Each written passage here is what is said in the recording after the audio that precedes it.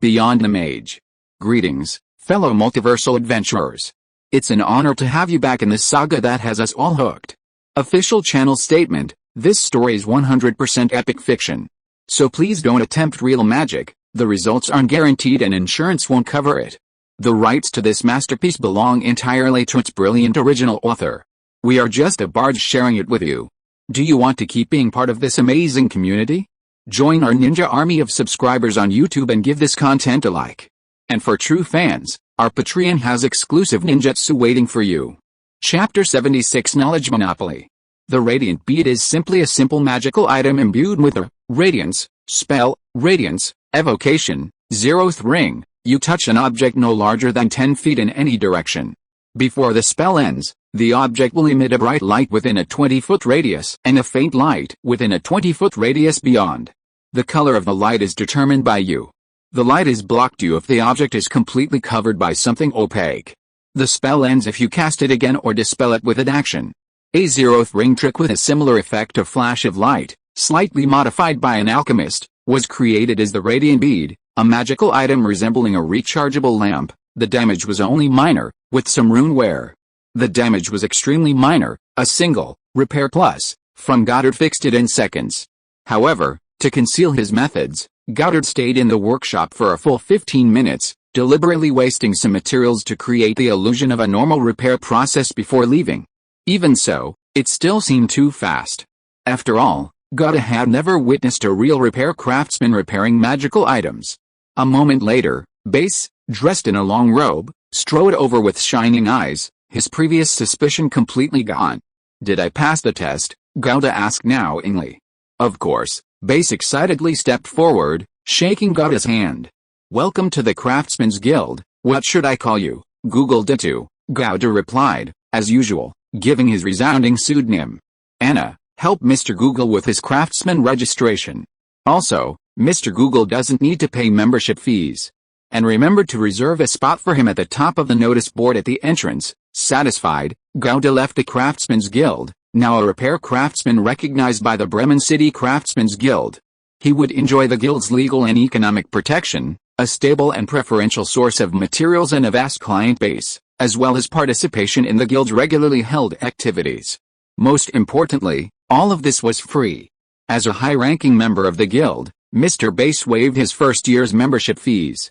Furthermore, starting tomorrow, a notice will appear at the top of the notice board at the entrance of the Craftsman's Guild, lasting for a week. Google Ditto, a newly registered repair craftsman of this guild, undertakes the repair of 0-ring and 1-ring spell items. Reasonable fees, superb skills. Resides at 437 Carmen Street.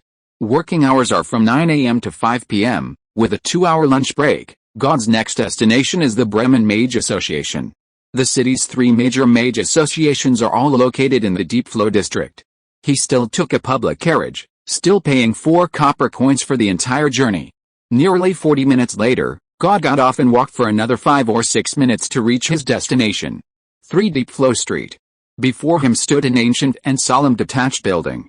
Even in the prime real estate of the Deep Flow district, the Bremen Mage Association still possessed a large, 3-story building of its own. This demonstrated its strength and wealth. Of the 3 major mage associations in Bremen, the Bremen Mage Association is undoubtedly the leader, for a simple reason: it's the official organization. The main building is constructed of dark stone, with intricate magical runes carved into the walls. The roof is covered with blue glazed tiles, shimmering captivatingly in the sunlight. Several mechanical birds, magical constructs acting as heavenly eyes, circle above the roof ridge. The main gate, made of bronze, is currently open, with a prominent symbol above the frame, a bird spreading its wings as if about to take flight. Gouda strolled through the doors of the Bremen Mage Association. A faint scent of lavender wafted towards him upon entering. The first floor of the Bremen Mage Association is an extremely spacious hall. Inside, there aren't many people, most are quietly engaged in their own tasks. Hearing footsteps, some glanced up before continuing their work, while others remained engrossed in their tasks. Gouda silently walked to the counter. The young woman in charge of reception looked up, glanced at Gouda, and asked, "Sir, what do you need? Do you need to rent a magic circle, or hire a mage to answer your questions? Do you sell spell recipes here?" Gouda casually asked. "Undoubtedly," The Brahmin Mage Association, as an official mage association, had the legal right to sell spell recipes. This was the advantage of a big city, far superior to small cities where even the wealthy couldn't find legitimate channels to purchase spell recipes. Yes, he had ordered Hogan City. Hearing Gowda's question, the young woman with brown hair opened a drawer at the counter, took out a small booklet, placed it on the counter, and pushed it towards Gowda. Of course, sir, all the spell recipes sold by our association are listed here. You can take a look. Gowda opened the booklet with interest. He could see that the spell recipes listed only included 0-level and 1-level spells. No spells above 1 level, Gowda asked in surprise. Logically, there should be many mages above 1 level in Bremen City. So, logically, they should also sell spell recipes above 1 level.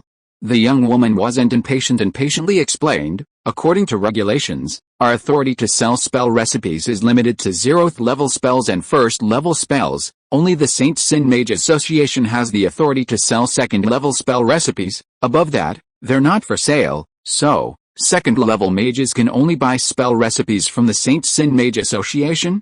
That doesn't seem surprising. The upper classes in this world already have a severe monopoly on knowledge, let alone the most precious knowledge like spell recipes. The fact that the Mage Association can sell spell recipes is already the result of negotiation and compromise. After all, if official channels were completely blocked, it would only lead to rampant private trading of spell recipes. Besides, since someone has to make money from this, why doesn't the government keep it under control? Thinking this, Gowda began to carefully browse the book. 0-ring spells, light dance, detection magic, mage hand, repair, magic trick, reading magic, light, spark, detect toxins, switch, communication, blade protection 1-ring spells, environmental tolerance, oily, appraisal, language proficiency, hypnosis, water flow, magical aura, fright, erase. That's all, Gowda looked up in surprise. After successfully constructing the 3 spell models Pierre had given him, water creation, northern direction, and purify food, his spellbook had expanded to 15 spells. The number of 0-ring spell recipes sold by a spell association couldn't even match his own spellbook. How could that be? Moreover, it's quite obvious that most of these spells are utility spells. There isn't a single damage spell. Yes, that's all, the young woman said calmly. Our Mage Guild sells the most complete collection of spell recipes in Bremen. If you go to the Ancient Books Keepers Guild or the Emerald Alliance, you'll find they sell even fewer types of spell recipes. Chapter 77 New Spells. Alright, Gowda said helplessly. He understood without needing further explanation, it was still due to the monopoly of knowledge. Even if the authorities were willing to open a loophole for selling spell formulas, it would only be a small one. These ruling classes wouldn't actually sell all spell formulas openly and with price tags. Especially spells with powerful destructive capabilities, which were on a controlled list and not for sale. To truly learn those precious spells, one still had to join a large mage organization or work for the government. This was effectively cutting off the path for independent mages, Gowda muttered to himself. But this was the same in any world. Just like in the world of cultivation, the spells that independent cultivators could buy were mostly low-level spells that families and sects didn't value. To learn advanced spells, one still had to join a sect. How much does it cost? Gowda asked. A 0-ring spell formula is 6 gold, a 1-ring spell formula is 25 gold, a fixed price, no bargaining, the young woman in charge of reception said softly. Detect poison, magic trick, switch, communication, I want these 4 spell recipes. Gowda wasn't surprised by the high price of the spell recipes. He pointed to the book while counting out 24 Shan gold coins from his purse and pushing them towards the receptionist. He was only a first-class apprentice, far from being a first-circle mage, and didn't need to rush to buy first-circle spell recipes. Not only did he not need them for the time being, but 25 gold coins per recipe was simply too expensive. However, learning about the specific effects of some first-circle spells through the book's entries was an unexpected bonus. Please wait a moment, the brown-haired woman put away the gold coins and left in her low-heeled shoes. A moment later, she reappeared with 4 spell recipes. However, the brown-haired woman didn't immediately give the recipes to Gowda. Instead, she pulled out 2 standard documents from the counter drawer. She picked up a pen and scribbled something on them, then took out a stamp and firmly stamped both documents before handing them to Gauda. Please fill in the details. If there's a problem with this spell recipe, you can use this receipt to contact us for assistance. Oh, and a receipt too. No wonder it's an official channel. Even if it's not perfect, at least the formality is there. Gauda took the 2 standard documents and found that they contained the specific name of the spell recipe he had purchased, the purchase date, and the payment amount. In addition, there were several blank lines below for his personal information. Finally, at the very bottom, there was a tiny note: spell recipes purchased from this association are not permitted to be resold. Gauda picked up the quill pen on the table, filled in his name Google, Ditu, and affixed his fingerprint. 1 copy of each document was kept by the buyer and seller. After collecting the fingerprinted token from God, the brown-haired woman handed him 4 spell recipes: detect poison prophecy, 0 ring. You can detect whether a creature, an object, or a cubic area with sides of 5 feet is poison or toxic. If you know the toxin, you can determine its exact type. This spell can penetrate obstacles, but it can be blocked by 1 foot, approximately 0.3 meters, thick rock, 1 inch thick ordinary metal, lead sheet, or 3 feet thick wood or soil. Magical tricks alterations, 0 ring. You create one of the following magical effects within a 10-foot casting range. You create an immediate, harmless sensory effect, such as a spark, a gust of wind, faint music, or a strange odor. You instantly light or extinguish a candle, a torch, or a small campfire. You instantly clean or dirty an object no larger than 1 cubic foot.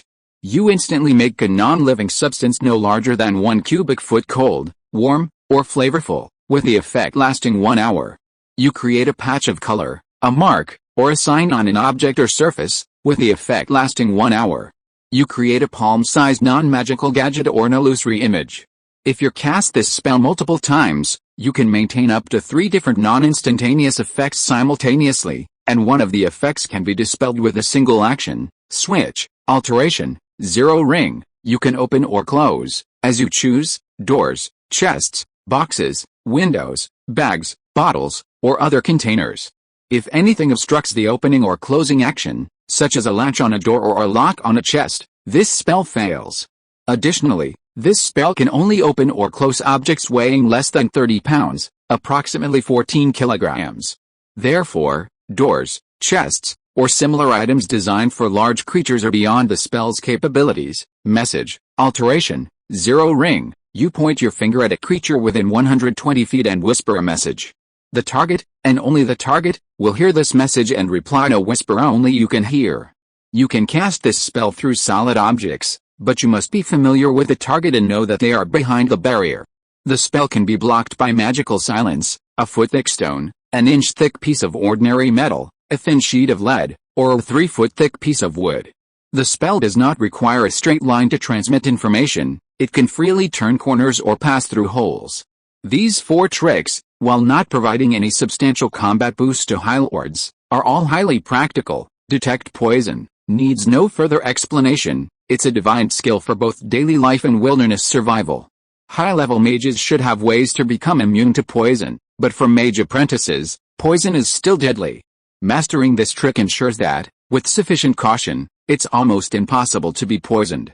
Furthermore, with detect poison, at least you can avoid eating poisonous mushrooms in the wild. Magical tricks are also very practical spells with many effects, and often their potential depends on the mage's imagination.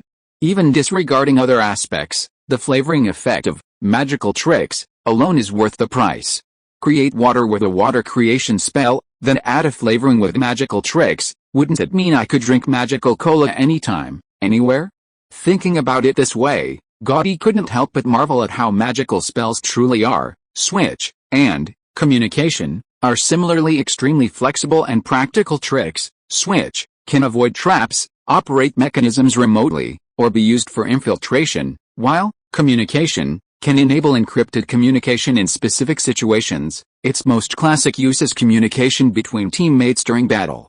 After leaving the Bremen Mage Association with a wealth of knowledge, Gaudi once again took a public carriage back to the Carmen district.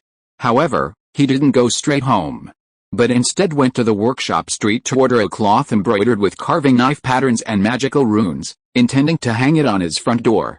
He then went to a nearby market and bought enough wheat bread, root vegetables, and meat for 3 days. For Gouda, eating out was only occasional. Most of the time he had to cook for himself. In addition, Gouda spent $4 on a 1-pound can of Sri Lankan black tea. This tea was rich in flavor, with a refreshing citrus aroma and a sweet aftertaste. It was a mid-range tea. He was willing to spend this money not only for his daily breakfast, but also because he needed something to serve guests when they came. Having completed these tasks, Gouda finally ended his busy day and returned to his house, number 437. Chapter 78 Second Class Mage Apprentice. Gouda left home very early in the morning, and when he got home, he checked his pocket watch and it was almost noon. He quickly cooked a lunch, and after eating, he first opened the 4 spell recipes he had just purchased and began solving problems. In less than 15 minutes, Gouda had broken down all 4 spell models into coordinate sets that only he could understand. Afterward, he put away the spell recipes and took out a potion box containing basic magic potions from the cabinet in his room. On the 22nd of Green Leaf Moon, Gouda purchased 6 sets, 18 small bottles, of basic magic potions from Rose Potion Shop. Except for the 5 days from the 25th to the 29th of Flower Flame Moon, when he was traveling and unable to practice his guidance magic, he had been consistently drinking basic magic potions to aid his practice. Now, 35 days had passed, and only 1 small bottle of the 6 sets of basic magic potions remained. At this stage, if he continued to drink the basic magic potions, according to his initial estimate, it would only take 43.2 days for his guidance magic practice to break through a minor level. The last breakthrough in his guiding technique was on the 13th of Green Leaf Moon, so today was the perfect time for another breakthrough. Thinking of this, Gouda was immediately energized. Without hesitation, he raised the medicine bottle in his hand and drank the potion, brimming with magical power, in one gulp. Then, he calmed his mind and entered a meditative state. About an hour later, boom! A slight tremor emanated from Gouda's body, and his internal magical power suddenly surged, becoming more active and forming a longer, more continuous flow. He suppressed his excitement and slowly regulated and calmed his surging magical power. The next moment, Gouda opened his eyes. Another step forward, he exclaimed with joy. Now, his magical power could support him to unleash 7 spells in one go. Gouda's spells were actually already sufficient. The reason he hadn't been able to go out hunting leeline creatures and obtain the source had always been because his magical power had been holding him back. According to his plan, his magical power needed to support him to unleash at least 10 spells in one go before he could even consider hunting leeline creatures. The simplest example is that even after the burrowing worm was knocked to the ground, Gouda had to use Fire Arrow Plus 3 times in a row to finally kill it. Therefore, before his blue bar can cast 10 spells, monster hunting is an extremely dangerous thing. After all, this isn't a game. If you die, and there's no chance to resurrect and reload. Moreover, Gouda's current savings are enough to support his cultivation for a very long time, so there's no need to rush. After his mood gradually calmed down, Gouda began cultivating again. This time, however, he was practicing meditation. After the trials of his journey, entering a meditative state was now as easy as eating and drinking for him. In just a moment, his mind was clear and all sounds were silent. In this tranquil meditative state, Gouda's mind entered a vast sea of spells. The wind spirit moon shadow emitted a bright white light, and 15 spell models were fixed in the vast sea of stars like constellations. In addition, a 16-petaled lotus flower, outlined by dotted lines, was slowly rotating. Gouda's mind focused on that lotus flower. As his mind focused, the illusory lines of the lotus gradually solidified. It was a strange feeling, a tingling yet invigorating sensation, and Gouda could feel his spiritual power increasing every moment. Although the increase was minuscule, it was still an improvement. Good things come in pairs. Gouda tried meditating to manifest the 8th lotus petal as usual. This time, it went surprisingly smoothly, without any obstacles, and he unknowingly broke through the bottleneck, manifesting the 8th lotus petal effortlessly. In that instant, his spiritual power seemed to undergo a transformation. His perception and control had both improved significantly. This breakthrough was not merely a minor advancement in meditation, but an elevation of his entire realm. The requirements for a second-class apprentice were manifesting an 8-petal lotus or higher through meditation, and having the mana to support the casting of 5 spells in one go. Gouda now possessed manifesting an 8-petal lotus through meditation, and having the mana to support the casting of 7 spells in one go. He had met both requirements for a second-class apprentice. Therefore, Gauda was now a legitimate second-class mage apprentice. At this age and in this rank, what could a wild mage possibly complain about? Gauda carefully savored the feeling of advancing. First, his perception of external magic was much clearer, and his guidance became much easier. Then, he tried practicing his guidance techniques and found that his efficiency in converting mana had also significantly improved. No wonder Pierre had said that a second-ranked mage apprentice would consume a set of basic magic potions every 3 days. As long as I have money, with the help of basic magic potions, at least during the mage apprentice stage, my cultivation speed won't be slow, and I can continue to advance rapidly like this, Gauda thought to himself. However, it seemed that 300 Synon gold coins, while a lot, were still insufficient when actually invested in cultivation. After spending these past 2 days in Bremen, his savings had plummeted to 275 gold and 4 silver. Money really doesn't last. Moreover, Gauda needed to set aside some money for the travel expenses from Bremen to St. Synon. Although the reliability of the letter of recommendation has not yet been verified, and there is no concrete plan on how to get to St. Sen City, this money definitely needs to be set aside. Furthermore, the price level in St. Sen City will certainly be higher, and expenses will be greater. The advertisement on the notice board at the Craftsman's Guild entrance has only just been put up, and it will take some time for it to gain traction. Therefore, Gauda spent the entire afternoon cultivating and attempting to construct spell models, without welcoming his first customer. Around 4 p.m., he got up and left home. Not far from the residence of Lady Missu at 267 Cammond, there was a small 2-story restaurant. The restaurant was simple and unpretentious, with extremely basic decor, and offered a relatively limited menu, mainly consisting of rye bread, boiled beans, vegetable soup, salted fish, and cured meat. They also served homemade cider. However, its advantage lay in its affordable prices and the rare eat-as-you-go system, where each customer took food according to their needs and paid based on the type and weight of food consumed. Therefore, it was extremely popular with the workers in the nearby workshops. And during mealtimes, they often had to share tables and wait in line. Of course, it was past 4 o'clock, not yet traditionally dinner time. So, Gauda naturally had a good window seat on the second floor to enjoy his dinner alone. He focused intently on the restaurant owner's homemade salted fish and sweet cider, while gazing out the window at Mrs. Missu's house at number 267. With a commanding view, Gauda's eyes darted back and forth, not fixed on any one spot, making him appear like a dazed diner. His goal at that moment wasn't to observe Mrs. Missu, but to confirm whether any spying was still lurking around. According to the information in the letter, before Master Seidel left Bremen, he discovered some malicious spying near his house. Although more than a decade had passed since Master Seidel left Bremen, who could guarantee that all these spying had truly given up? At least the mastermind behind it all might still be waiting for Master Seidel's return. A profound lesson: don't assume anything. Chapter 79 The First Deal. After leisurely enjoying his dinner, Gauda noticed it was lunchtime and the restaurant was bustling. He wisely got up and left, not wanting to occupy too much space and inconvenience others. The meal lasted over 40 minutes. From Gauda's perspective, he didn't spot any suspicious individuals. However, he did see a boy of about 12 or 13 years old, carrying a linen satchel, push open the door of house number 237 in Cammond, and enter. That must be Seer, the son of the mage Seda and Missu.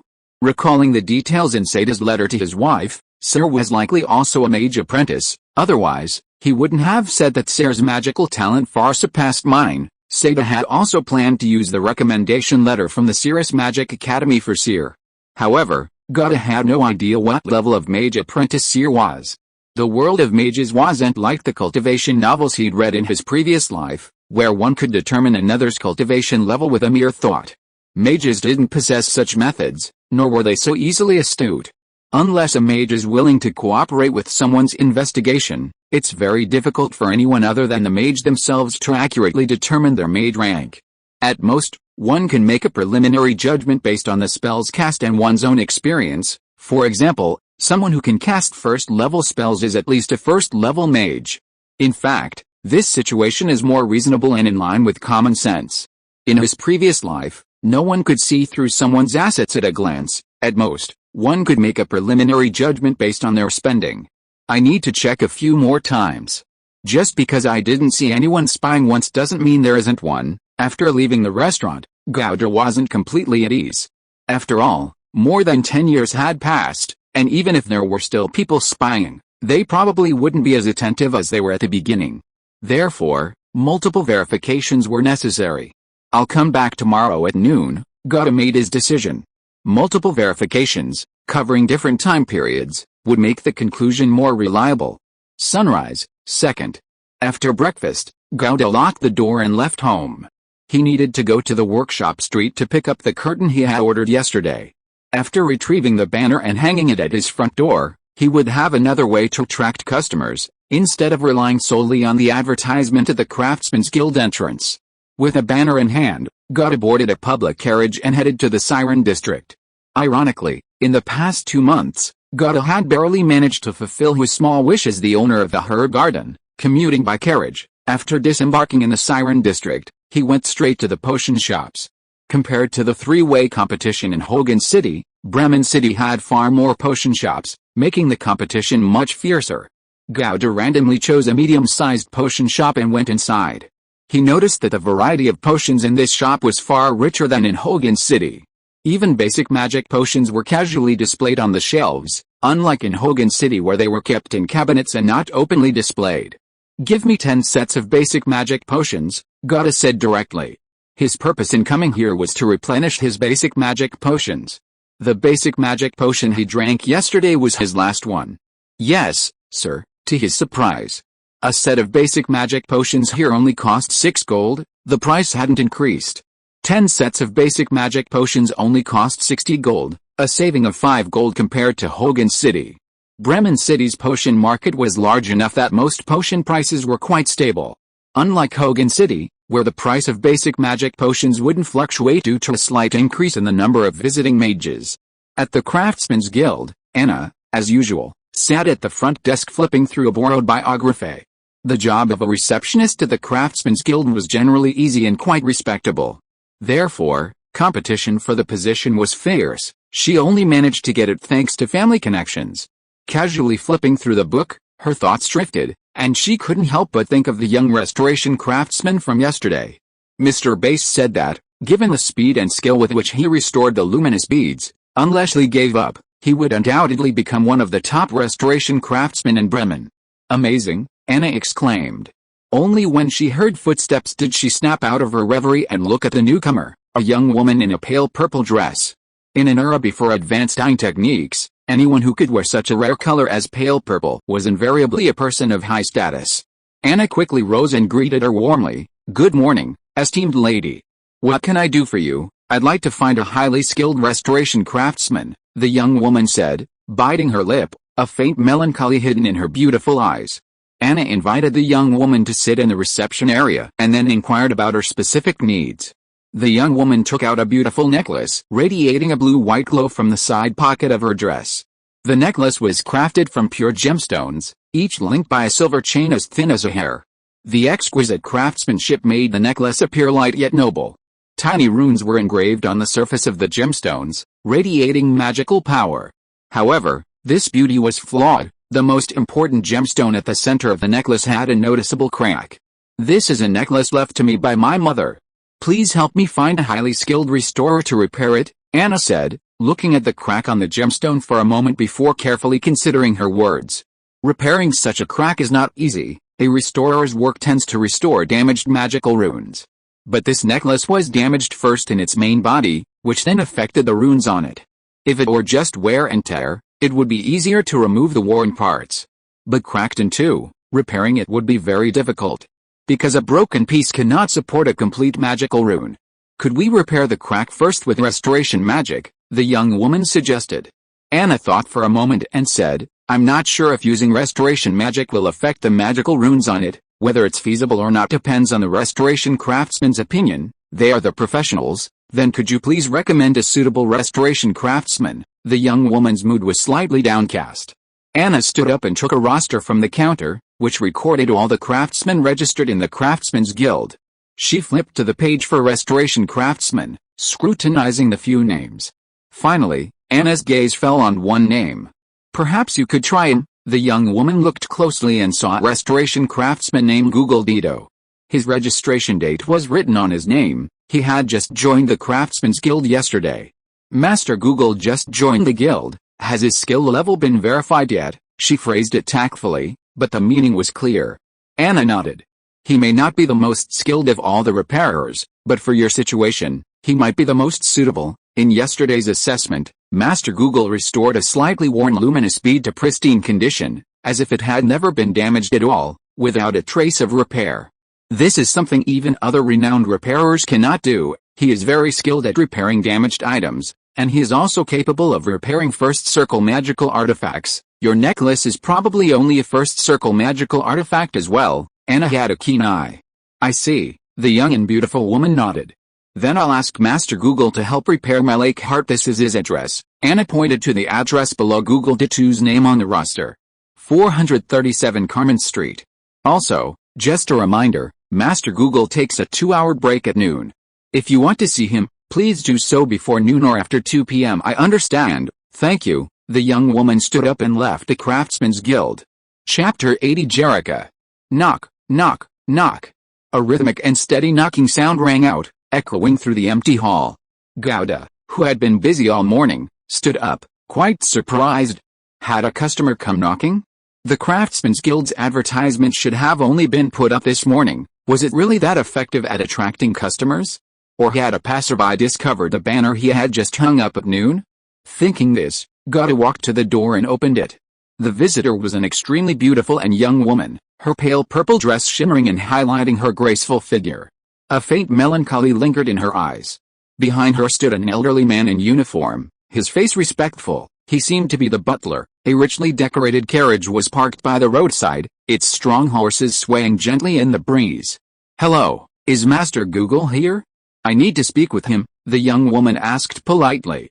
If the Google Master you're referring to is the restorer Google Dito, then that is me, Gouda replied politely. Ah, the beautiful woman covered her mouth, her eyes widening in surprise. Your Google Master? Anna hadn't told her Google Dito's age when she was promoting him. She instinctively assumed, based on common sense, that a restorer recognized by the Craftsman's Guild must be a man at least 30. She was surprised to find that this master was even younger than her. This made her hesitate instinctively. Yes, if you're looking for me to repair magical artifacts, please come in. Let's discuss this in detail. Gouda stepped aside, making way for her, and pointed to the reception area he had specially prepared in the hall. Every beginning is difficult. Restoration work is technical. Once the skills are good and the first few jobs are successful, word of mouth will naturally spread. The young woman before her was clearly of high status and extraordinary. If this deal goes well, it will be a huge boost to his career. Therefore, Gouda also values this business that came to him. The young lady nodded and then went into the room. The old man did not follow her in, but waited at the door. Under Gouda's guidance, the young lady sat down at the table in the hall. Sri Lankan black tea, is that alright? Gouda asked politely, not expecting a definite answer. Although Sri Lankan black tea is a mid-range tea, it is generally considered respectable to serve guests. But clearly, the lady in the purple dress in front of him was not among the generally acceptable types. Yes, thank you, the young lady nodded slightly, her demeanor elegant. Gouda took a small pinch of tea leaves from the jar, put them into an exquisite cup, poured in the brewed hot water, and then sat down with the 2 cups of tea. How should I address you? Gouda placed one of the cups of black tea in front of the young lady on the table. Jerica. Jelica took off her delicate white gloves, picked up the teacup, took a symbolic sip, and then put the teacup down again. She looked at Gouda with a mixture of anticipation and doubt, saying, Master Gouda, I'd like to repair this magic necklace. Do you think that's possible? She took the exquisite necklace out of her side pocket again and displayed it to Gouda. Gouda carefully examined the crack in the central gemstone of the necklace. After confirming that although it was broken in two, the original part was not missing, he immediately felt relieved. According to the rules of repairing spell, as long as the object is not missing its original part, let alone being broken in two, even if it were broken into 100 or 80 pieces, as long as there is enough patience and time, the repairing spell can perfectly repair it. Gouda shifted his gaze to his first true client in his career as a repairing craftsman, and cautiously asked, What is your estimated repair cost? If it's not possible, Jerica's words trailed off. After hesitating for a few seconds, she said uncertainly, "You mean, you can repair it?" Of course. Gata was also a little doubtful. Is it an alchemical creation of level 1 or higher? It doesn't look like it, he thought to himself. The bootleg repairsmith god, who took shortcuts through magic, didn't realize that a repairsmith capable of repairing first-level magical artifacts couldn't repair every first-level magical artifact in any condition. If repairsmiths could truly repair most magical artifacts in various states of damage, their value wouldn't be so much lower than that of alchemists. Generally, only minor damage or wear and tear on alchemical artifacts falls within the scope of a repairsmith's services. This is precisely why Jerica was being so tentative. The damage to her necklace was actually outside the repairsmith's area of expertise. In fact, Jerica didn't hold out much hope. She was only trying out of emotion, but she never expected to hear a positive answer from God. Jerica's beautiful eyes widened, and she blinked. "No, it's just a level 1 alchemical artifact." Her voice brightened. 10 gold coins. No, is 15 gold coins enough, Miss Jerica? The repair cost for a level 1 alchemical artifact is generally between 6 and 7 gold coins, depending on the item's value and the extent of damage. God subtly reminded her, 10 Shan gold coins is a reasonable price. 15 gold coins would exceed the market rate. Although he wanted to earn more, this young lady was clearly not someone to be trifled with. She might not know the market rate, but he needed to. Otherwise, if word got out, being confronted with demands for a refund would be a minor issue. A damaged reputation would be a major problem. Gouda knew perfectly well that a steady, gradual approach was the wiser choice. "It's alright, I don't need this little bit of money, as long as you can repair it," Jerica said firmly. 5 gold coins is nothing, isn't it? As expected of a wealthy man like Gouda, suppressing his jealousy, nodded and said, "I guarantee I'll restore it to its original state." He had already reminded Jerica of the market price, and since Jerica still insisted on the high price of 15 gold coins, he had no reason to refuse. Why wouldn't he accept money so readily? Really, Jerica still couldn't believe it. For this level of damage, the young repairman before her not only dared to accept the repair task but also dared to guarantee it with such certainty. "It will take a few days," Gouda explained with a gentle chuckle. "Repairing a level 1 magical item isn't simple, and the damage to your necklace is quite severe." "I understand," Jerica said understandingly. "A week, give me a week," Gouda thought for a moment and said, "You can come and pick it up on the 10th of the sunlit moon." When his mana only allowed him to cast 5 spells in one go, repairing the hidden mist fang, also a level 1 transcendent item, took 10 days. Now that his magical power had increased, he could cast 7 spells in one go, thus reducing the time needed to repair a level 1 transcendent item. "Do I need to pay a deposit?" Jerica asked, suppressing her excitement. "No, Miss Jerica, I trust your integrity." God smiled. "Actually, I trust your financial resources," he thought to himself. "Alright, I'll visit again in a week." Jerica put her gloves back on, rose gracefully, and placed one hand on her chest in a gesture of respect to God. "This is a necklace my mother left me. It holds great significance for me. It's far from an ordinary alchemical creation. I entrust it to you, Master God." "I will," God assured her again. Chapter 81, Featherfall Technique. After seeing off the beautiful and elegant Miss Jerica, God hummed a cheerful tune as he returned to his room.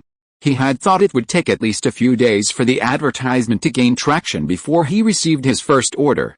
Who would have thought happiness would come so quickly? And such great happiness at that? A big order of 15 Shan gold coins. All he needed to do was spend a tiny bit of time. A great start, a good omen. Gouda even began to look forward to more customers. However, by the time his closing time arrived at 5 o'clock, he hadn't received a second customer. "My reputation is still not enough," Gouda muttered to himself. But Gouda didn't just sit idly by. During this time, he spent some time first using Repair Plus to partially repair the magic necklace left by Miss Jerica. Then he drank a basic magic potion and began his daily channeling practice until his mana was replenished. After advancing to the second-tier Mage apprentice level, both his practice efficiency and practice time had improved significantly compared to when he was a first-tier Mage apprentice. Therefore, most of the basic magic power provided by a bottle of basic magic potion was absorbed by Gouda during this training. The remaining unabsorbed magic power would have long since dissipated by tomorrow. This is why a second-class apprentice can consume a set of basic magic potions in 3 days, averaging 1 small bottle per day. However, the increase in consumption also led to an increase in the progress of the guidance method. After finishing the guidance method training, although it was already dinner time, adhering to the principle of finishing in one go, Gato also completed the apprentice meditation training before starting to prepare dinner. Hungry, he naturally had no appetite to cook himself. So, Gato took his key, closed the door, left home, and went to the small restaurant diagonally opposite Mrs. Misso's house again. Because he had missed the mealtime, there weren't many customers in the restaurant, and Gato once again got a window seat on the second floor. He still enjoyed his dinner while observing from his high vantage point. At the same time, he was also thinking about how to obtain information about the letter of recommendation from Mrs. Misu. A direct, forceful interrogation? Clearly not advisable. While mages are superior, this isn't a barbaric world, laws exist. Moreover, he's only a mage apprentice, not a mage yet. A mage apprentice daring to break the law in a city is suicidal. Even a first or second level mage wouldn't easily commit wrongdoing within the city. Trying to lure Madame Misu out of the city and then forcefully interrogating her? That has a slight merit, but Gato wouldn't use that method unless absolutely necessary. Besides, is a woman who has lived independently for over a decade really that easy to fool? Always treating others as fools often makes you the fool yourself. And can the information obtained this way be guaranteed to be true? She might just be trying to trick you. Indirect eavesdropping? That's also unrealistic. Madame Misu will be extremely cautious about something as important as a letter of recommendation without examination. How could she easily extract information from him? After much deliberation, Gato realized that the most feasible approach was to use his status as an apprentice of the Mage Seda to approach Lady Misu and gain her trust. However, this was only relatively feasible. Upon closer examination, he discovered many potential pitfalls and needed to gather more information to refine the details. Most importantly, Gato couldn't guarantee that the Mage Seda hadn't mentioned using the apprentices for drug testing to Lady Misu. While the mage would likely remain silent to maintain his image in his wife's eyes, what if he did? If Lady Misu knew that the Mage Seda was using the apprentices, she would understand that all the apprentices would deeply resent and hate him. Now that an apprentice had come to his door, it was undoubtedly with ill intentions. Under this premise, no matter how eloquently he spoke, Lady Misu wouldn't believe a word he said. After dinner, still empty-handed, Gato paid the bill and went home. The following week, Gato's life was unusually peaceful. He repaired a damaged magic necklace. He practiced the apprentice guidance method in meditation.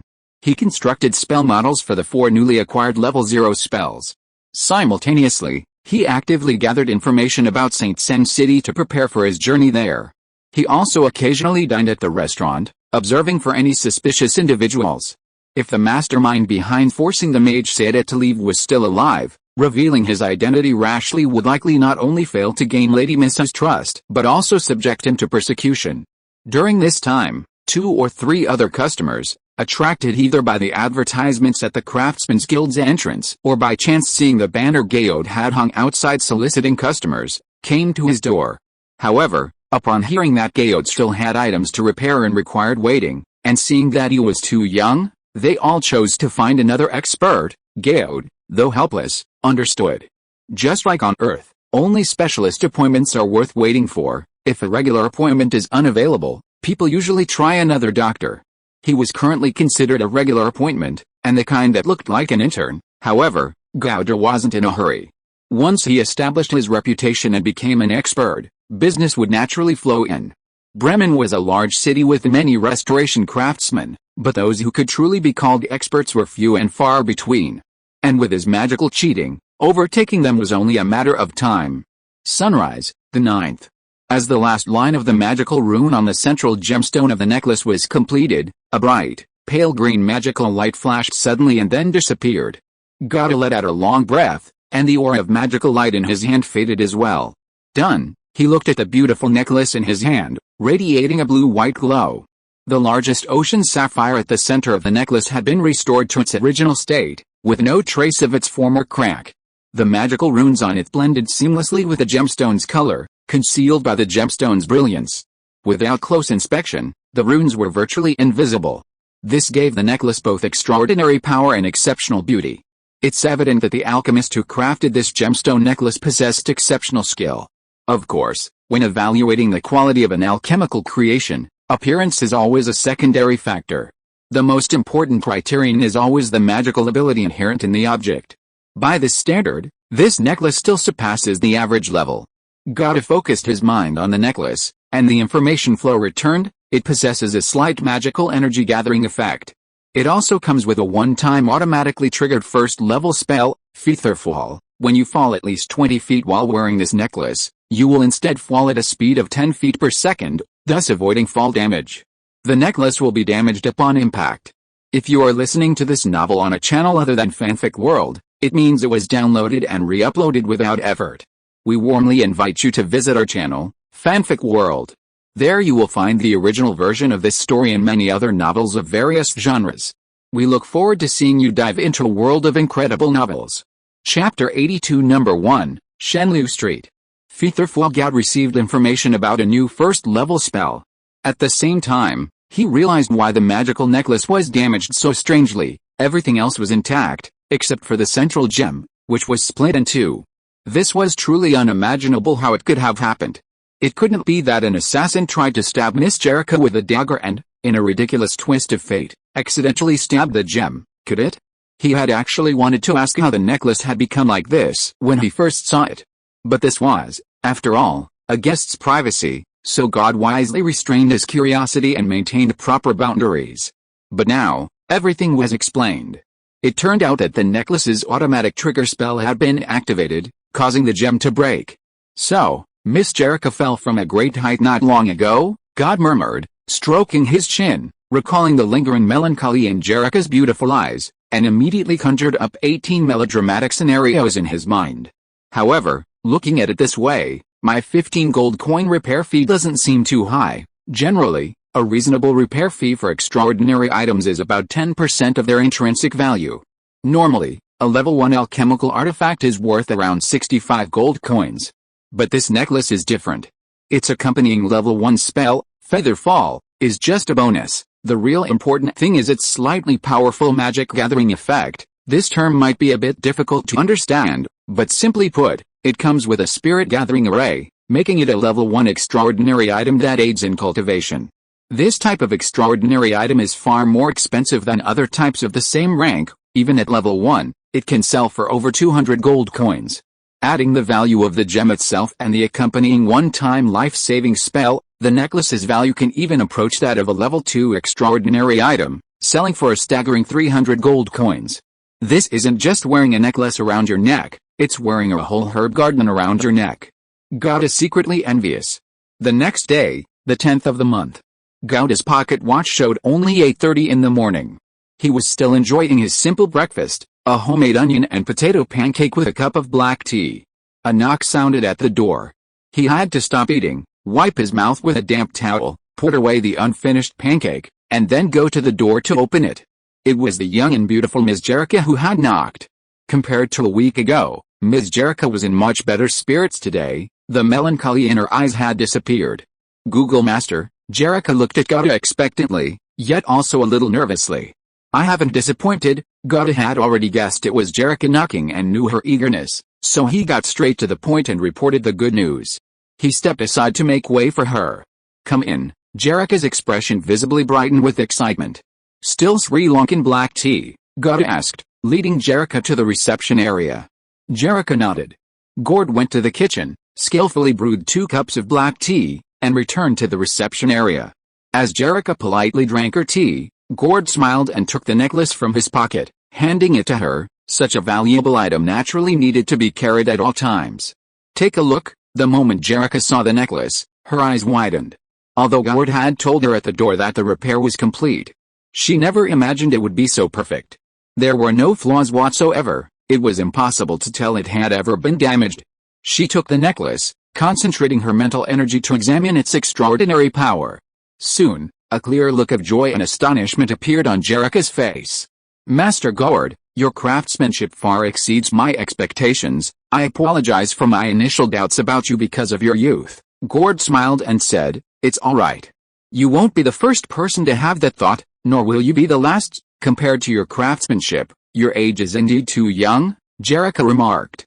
I think that in the entire city of Bremen, besides you, there is no other restorer who could have restored my lake heart so perfectly. Gotti no longer feigned modesty, but said reservedly, if you or your friends need any other extraordinary items repaired in the future, you can come to me.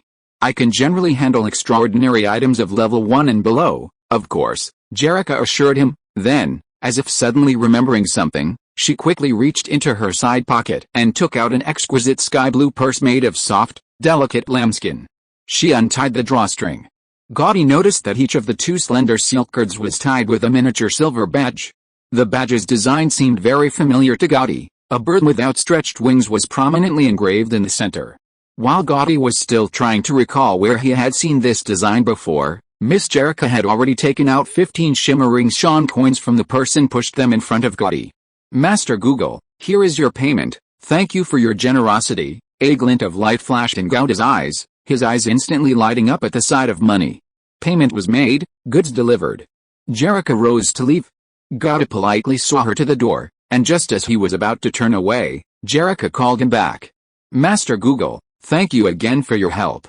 Lake Heart is truly important to me. It's not just an alchemical creation, but also something my mother left me. If you encounter any difficulties in the future, and there's really nothing you can do, Jerica bit her lip, handed him a card also bearing the mark of a bird about to take flight, and said softly, you can come to number 1 Deep Stream Street to find me, perhaps I can help you. With that, Jerica, in her high heels, boarded the carriage that had been waiting at the door.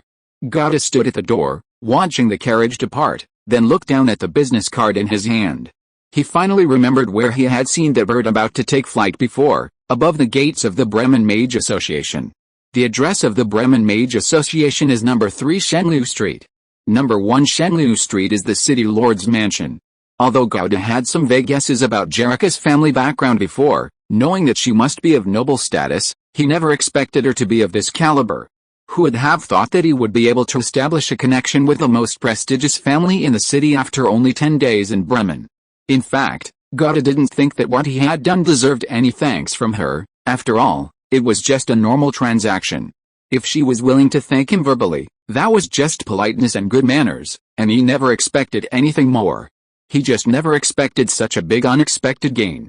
He didn't have much experience, but he knew how valuable this business card was. It turned out that the young ladies of great families weren't necessarily all high and mighty, and even seemed quite gentle. As Gouda thought this, he carefully put the business card from Jerica close to his body. Chapter 83 Visit. A discreet yet luxurious private carriage traveled down the street. The sun was shining brightly, and the weather was gradually getting warmer, but inside the carriage it was unusually cool. Miss, he's just a repairman. Taking money to repair Lake Heart is simply his duty, the uniformed butler subtly reminded her. So what? Lake Heart is the only thing my mother left me. Compared to that, what's a little favor, Jerica said calmly. Besides, compared to the others who make a big fuss because of their father's status, I'm just remembering a favor, it's insignificant. A hint of sarcasm flashed in her eyes. Before, I was careful to protect the family's reputation, not daring to use too many family resources, afraid of affecting my mother's name. Now it seems others won't let me off the hook just because I restrained myself. Miss, that was just an accident, perhaps. Perhaps Jerica had genuinely helped Gouda spread the word after returning home. Perhaps the advertisement at the Craftsmen's Guild's entrance had finally taken effect. Or perhaps it was simply a stroke of good luck. In any case, Gouda's repair business suddenly boomed after he saw Jerica off on the 10th of the month. Almost every day, people came to him to repair their alchemical creations, sometimes even 2 or 3 a day. Although these were all repairs of zero-ring alchemical creations, the income was still quite substantial. The repair fee for a zero-ring alchemical creation generally fluctuated around 30 silver, or 1.5 gold. Moreover, unlike other repair craftsmen who had to deal with the loss of materials and tools, Gouda's repairs relied entirely on repairing skill plus. In other words, there were no costs, 100% pure profit. If he could complete just one job a day, his monthly income would be an astonishing 45 gold. Of course, under normal circumstances, a repair craftsman's business wouldn't be this good. First, there wouldn't be that many damaged and repairable alchemical creations that needed repair.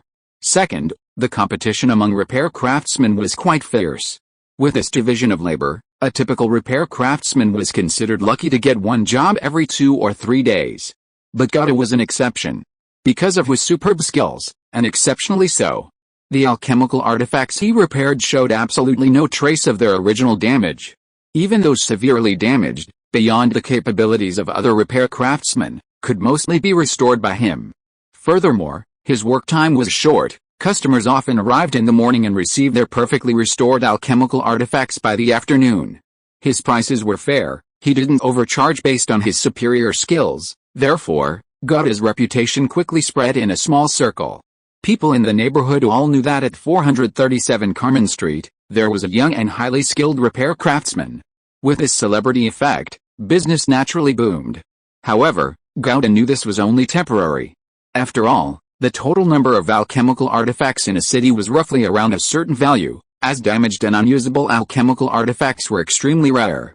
The reason his business was so booming during this period was largely due to the large backlog of stockpiles that ordinary repair craftsmen couldn't repair, which he had now absorbed. Setting down the alchemical artifact he had just repaired, Gauda stretched. He mentally calculated that in the 2 weeks from the 10th to the 25th of the month, he had taken on a whopping 16 orders, earning an astonishing 25 gold coins. Furthermore, through repairing alchemical artifacts, he had learned about many strange zero-ring spells, broadening his horizons in this unconventional way. This made Gauda increasingly confident that his choice was correct. In addition, the spell models for detect poison, magic tricks, switch, and communication had all been successfully constructed a week ago. His spell library had once again expanded, becoming more comprehensive. Although the repairman's business was booming, Gauda hadn't forgotten his true purpose in coming to Bremen. He wasn't here to work, further study was the real reason. Picking up his keys, Gauda went out again, heading to a restaurant. Since arriving in Bremen, he had eaten at the small restaurant opposite Lady Missa's house almost every day, using it to observe whether there were any suspicious people in the vicinity. But even now, nothing has been found. If we still haven't found anything by the harvest month, we can relax for now and plan our next move, Gauda thought to himself as he sat down again at a window seat on the second floor of the restaurant. Caution is necessary, but excessive caution is absolutely not an option. How many things in this world are truly 100% certain?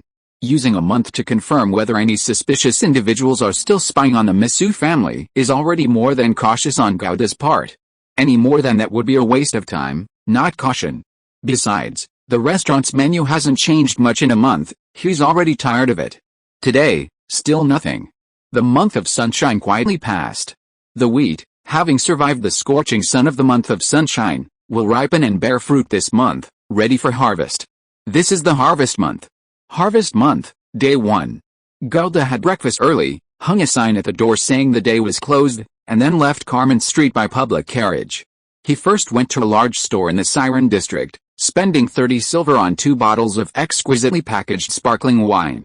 Then he took a public carriage to the Davies district. The total transportation cost was 12 copper, or 1 silver. In Bremen, the fare for a cross-district public carriage was a flat 4 copper. However, traveling from the Carmen district to the Siren district involved crossing 2 districts, while the Siren and Davies districts were adjacent. The Davies district was also a bustling commercial area, but it was mostly comprised of small shops. Compared to the Siren district, it was like the difference between an old commercial street and a one-day plaza. Carrying the 2 bottles of wine, Gauda walked along Davies Street, following the house numbers on the buildings, turning into a quiet alleyway deep within Davies Street. Finally, he stopped in front of a small house, confirmed the house number was correct, and gently knocked on the carved wooden door. After a moment, as the hinges turned slightly, a familiar old man appeared in the doorway, looking at Gauda with surprise. "Long time no see, I hope you're not unwelcome." Gauda held up 2 bottles of wine and handed them to Pierre. Pierre, whom he hadn't seen for over a month, hadn't changed at all. "Ha, bringing such good wine, how could I not welcome you?" Pierre took the wine and asked with a smile. "When did you arrive in Bremen?" As he asked, he stepped aside to invite Gauda into the room. Chapter 84 Airship. "You arrived at the beginning of last month, so you must have arrived in Bremen City even earlier than you, right?" Gauda chuckled. He entered the room and sat down by the unlit fireplace.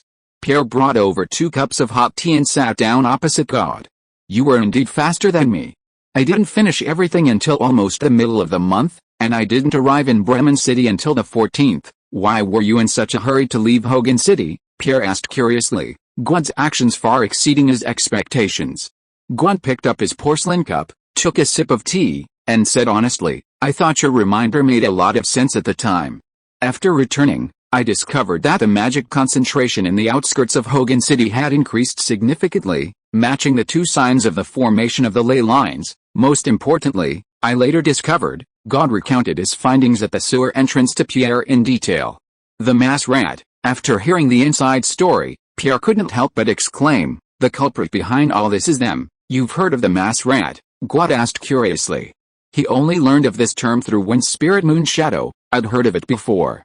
It's a ley-line creature that only appears in the Aden region, and it has a symbiotic relationship with a strange plant called bloodthorn vine. Pierre nodded.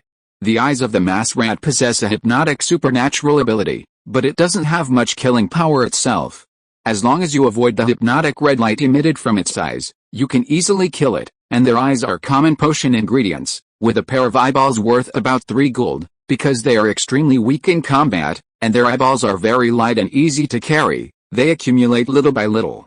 So even if the mass rat isn't as valuable as those powerful ley-line creatures, it's still one of the hunter's favorites. This is easy to understand. It's like the corpse of a burrowing worm, which seems far more valuable than a mass rat, but if it weren't for a caravan traveling with him, how would God have been able to transport it back to the city? But the mass rat is different. Not to mention just digging out a pair of eyeballs, even if you had to carry the whole mass rat, it wouldn't be too much of a burden. A pair of eyeballs worth 3 gold, the same sentence kept echoing in Gauda's mind, and only one word resonated in his heart, pain. In Hogan City, his single, flame arrow, had killed at least 7 burrowing rats. That's at least 7 pairs of eyeballs, at least 21 Sean gold coins, 21 gold coins, just like that, gone for nothing? It's alright, after that flame arrow, the eyeballs are probably roasted, they're definitely unusable now. Gauda comforted himself, feeling a bit better. But these burrowing rats aren't common, they only live in places where bloodthorn vines grow, Pierre continued confidently. They are typical social ley-line creatures, living in a symbiotic relationship with bloodthorn vines. Bloodthorn vines feed on the blood of living beings, but they cannot move on their own. They rely on the Massagitarian to hypnotize living beings and then lure them to their vicinity for blood consumption. In return, after consuming blood, the bloodthorn vines secrete a blood mist to help the Massagitarian grow and enhance its own supernatural abilities, and among zero-ring ley-line creatures, the bloodthorn vines are among the strongest in combat. If the Massagitarian feeds it enough blood before it reaches adulthood, the bloodthorn vines may even grow into one-ring ley-line creatures. For mages wanting to hunt Massagitarians for their eyes, finding them is difficult, not to mention the threat of the bloodthorn vines themselves. However, the bloodthorn vines are ultimately immobile, which limits their movement. Therefore, compared to the risks of hunting other ley-line creatures, hunting Massagitarians is still very cost-effective. Unfortunately, Massagitarians have previously only appeared in the Aden region, leaving us mages living in the Bremen region only able to envy them. I never expected to see them in the sewers of Hogan City, Pierre exclaimed in amazement. If I were 20 years younger, I might have already stormed back to Hogan City. Gauda nodded in agreement. A swarm of mass rat, at least 100 of them, and each pair of eyes cost 3 gold coins. That's hundreds of gold coins in profit. However, while mass rat individuals aren't particularly strong, acquiring a large number of their eyes wouldn't be easy. After all, they are social creatures. Even a bunch of ants can kill an elephant. Furthermore, they can't use overly destructive spells against them. Spells like Fire Arrow might kill the rat, but their eyes would likely be destroyed, rendering the hunt pointless. Hey kid, tell me honestly, what mage level are you now? Pierre sized up Gauda and asked seriously. A mage's rank is difficult for outsiders to discern, even between a high-level mage and a low-level mage. Gauda hesitated for a moment before answering. A second-class mage apprentice. I just broke through last month. A second-class mage apprentice, Pierre muttered. You're not even 16 yet, are you? No. Gauda shook his head. In fact, he was only 13. Good talent. It's not impossible for you to advance to first-ring mage in the future, Pierre remarked. Although I don't know where you learned your skills, judging from your limited knowledge, I think you don't have a mentor. And you certainly can't be from a mage family, Pierre said directly. Having interacted with Gata so many times, he was already well aware of Gata's limited knowledge. A wild mage. Becoming a first-ring mage isn't easy, you just wait. The old man sighed, then got up, went into the living room in the hall, and after a while, came out with a notebook. He handed the notebook directly to Gata, saying, "Take this and look at it when you have time." Gata asked in surprise, "What is this?" "When I was young, I made a living by hunting leeline creatures. This is my record of leeline creature data. It includes the specific names, appearances, characteristics, extraordinary abilities, approximate value, and specific valuable parts of the leeline creatures." Pierre spread his hands. "Detailed information on leeline creatures is only available to high-ring mages, mage organizations, and the government, and it's generally not sold. I recorded and figured this out myself, bit by bit. Although I made hunting leeline creatures my main profession for over 10 years when I was young, I actually only recorded about 20 kinds. After all, my strength is limited, so I can only choose familiar and easy to hunt leeline creatures. However, these are all common zero-ring leeline creatures in the Bremen region, so they should still be somewhat useful to you." Gata took the notebook as if it were a treasure. "It's quite useful, not to mention how much advantage knowing the characteristics, abilities, and weaknesses of a leeline creature would bring in a real battle. The sheer value analysis of leeline creatures alone is enough to make this notebook invaluable.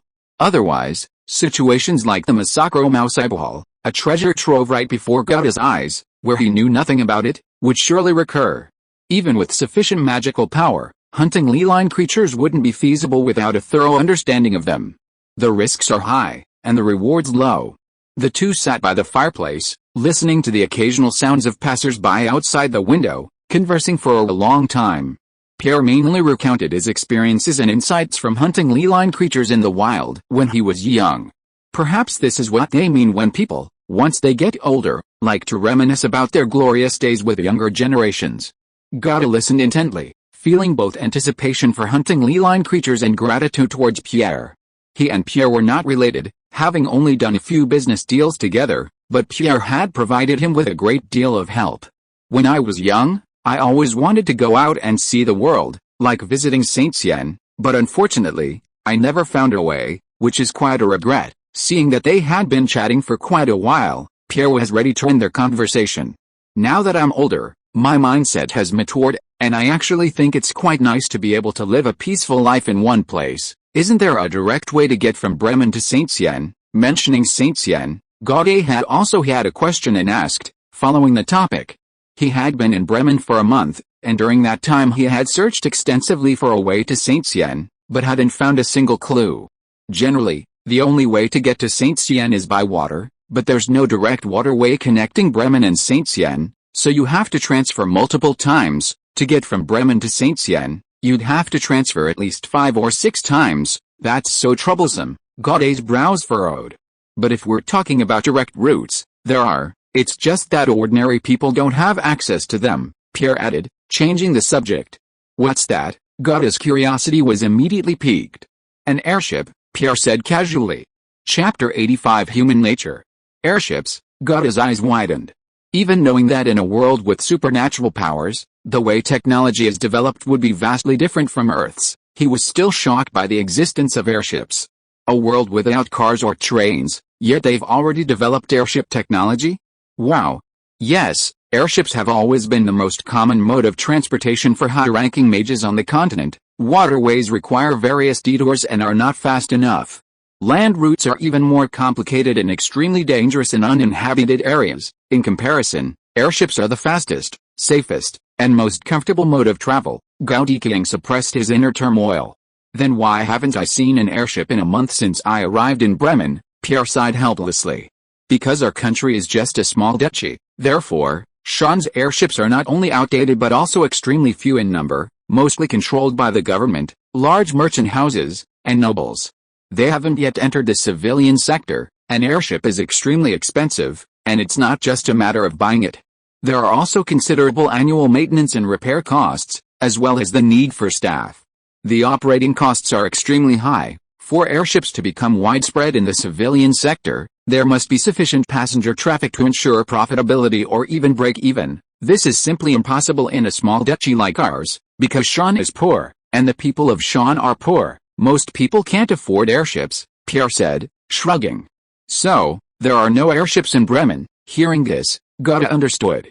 It was like on Earth, where only a few cities had airports. Even if a pie fell from the sky, getting it wasn't easy. Goethe couldn't help but sigh.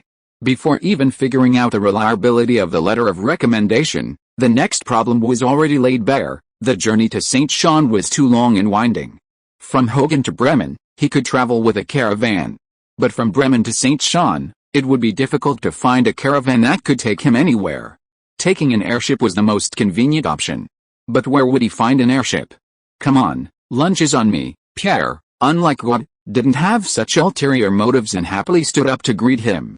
Kid, come visit me more often when you're free, even just for a chat. The old man had no relatives or friends. Since fleeing to Bremen, he'd even lost his grocery store business and spent his days idly and lonely. God's visit opened him up. If you don't mind me freeloading, I'll definitely come more often, God chuckled. But next time, there won't be any good wine. Pierre was practically the first acquaintance he'd made since arriving in this world, so there was a certain special connection between them. I live at 437 Carmond. I work as a restorer, making a meager living. God briefly introduced himself to Pierre. As it turned out, Pierre was indeed quite wealthy. He treated everyone to lunch at an extremely high-class restaurant. The food was even more extravagant. A serving of custard with milk for 4 silver, a serving of grain-fed chicken for 12 silver, ham and meat sauce for 4 silver and 6 copper, asparagus for 8 silver, and sweet wine for 3 silver and 6 copper. In total, it cost 1 gold and 12 silver. This would be enough for Goethe to eat lunches for a month at the small restaurant diagonally opposite Madame Missa's house, with some leftovers. Having eaten and drunk his fill, Goethe bid farewell to Pierre, his journey complete. However, his itinerary for the day was not yet over. In the afternoon, Carmen 267. A month later, Goethe knocked on Madame Missa's door again. Mr. Goethe, is there something you need? Madame Missa opened the door, somewhat surprised. Madam, there's a little trouble. Goethe looked anxious. Madame Missa was very concerned and quickly invited. What trouble? Come in and tell me. Goethe walked briskly into the room and sat down in the reception area. Lady Missa lost her appetite for tea and sat down opposite Goethe, asking with concern, what trouble have you encountered? I've noticed your business has been doing quite well lately. Is there a problem with the house? Goethe shook his head, took out a pre-prepared letter from his robes, and handed it to Lady Missa. Madam, please take a look. At the same time, his thoughts raced, and magic flashed through the spell model. The door that Lady Missa had enclosed was instantly shut, blocking any potential eavesdropping. Open-close spell. Seeing Goethe's serious expression, Lady Missa quickly took the letter and unfolded it to examine it closely. After just one glance, she couldn't help but gasp in surprise, looking up at Goethe in astonishment. Goethe remained silent, gesturing for Lady Missa to continue reading. Lady Missa silently lowered her head, carefully examining the letter. Goethe stood silently by, observing Lady Missa's expression, trying to discern any changes in her mindset. The letter he presented was the one that Master Seder had intended to send to Lady Missa, but had failed to do so. Judging from the content alone, it simply expressed longing and reported on his recent situation, revealing little more. Although he didn't see anything detrimental to him in the letter, Goethe was still uneasy, unsure how much specific information Lady Missa knew. However, waiting around was pointless. He had no choice but to bite the bullet and go to her, to see how things unfolded. After all, aside from the apprentices in the herb garden who knew the truth, to outsiders, 99 out of 100 people wouldn't believe that Master Seder could be killed by such an insignificant apprentice. This was Goethe's natural shield. Fortunately, the worst-case scenario Goethe had anticipated didn't occur. After Lady Missa finished reading the letter, her expression became inscrutable, as if she had foreseen something, and a hint of sadness crept into her eyes. She looked up at Goethe. How did my husband's letter end up with you? Goethe honestly replied, Madam, I actually lied to you. I'm not from Carmen City, but from Hogan City. My true identity is actually an apprentice of the Mage Seda. You're my husband's apprentice. Lady Missa frowned. Goethe nodded, thought for a moment, and decided to probe Lady Missa's knowledge further. He then selectively recounted the Mage Seda's situation in Hogan City. The mage owns a herb garden in Hogan City, which he needs apprentices to manage. He's kind-hearted, seeing many orphan beggars in the city who died tragically in the streets. He took several beggars back to the herb garden, including me. After bringing us back to the herb garden, he took us in as apprentices, provided us with food and clothing, and taught us to read, learn magic, and concoct potions. Gauda recounted the mage Sada's actions naturally and slowly. These words were flawless, for they were the truth. God only omitted the crucial point that the ultimate purpose of taking them as apprentices was to use them as test subjects for medicine. Lady Misu listened intently. At least God couldn't detect any flaw in her expression. Therefore, it can be tentatively concluded that Master Sada had indeed never revealed the details of the medicine garden to Lady Misu. This was to be expected.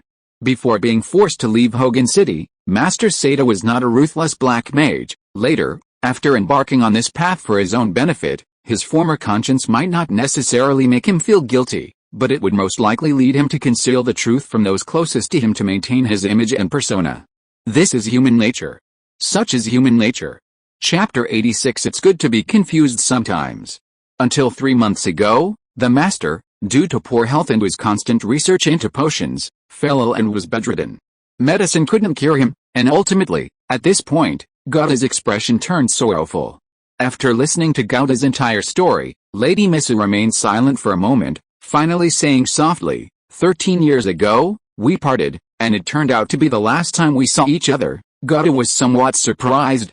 Although Lady Misu's emotions were somewhat sorrowful, they were far less intense than he had expected. Would a normal person remain so calm upon hearing news of her husband's death? Was there another hidden story? Or had Lady Misu's feelings for the master had already faded after so long apart? Before he passed away, the master instructed me to personally deliver this news to you, Lady Misu, and also to personally deliver this prescription to you. Somewhat unsure of the situation, Gauda continued with his established procedure. He took out another old parchment from his robes and handed it to Lady Misu. Ah, Lady Misu exclaimed softly upon receiving the old parchment. Spirit potion, Tier 1 potion, main ingredients, half an ounce of spirit bone powder, approximately 14 grams, 1 pair of illusionary butterfly wings. Auxiliary ingredients, 1 portion of silver thread grass, mandrake bark, dried nettle, sage. It was the incomplete recipe for the spirit potion among the relics of the mage Sada. What is this? Lady Misu hesitated.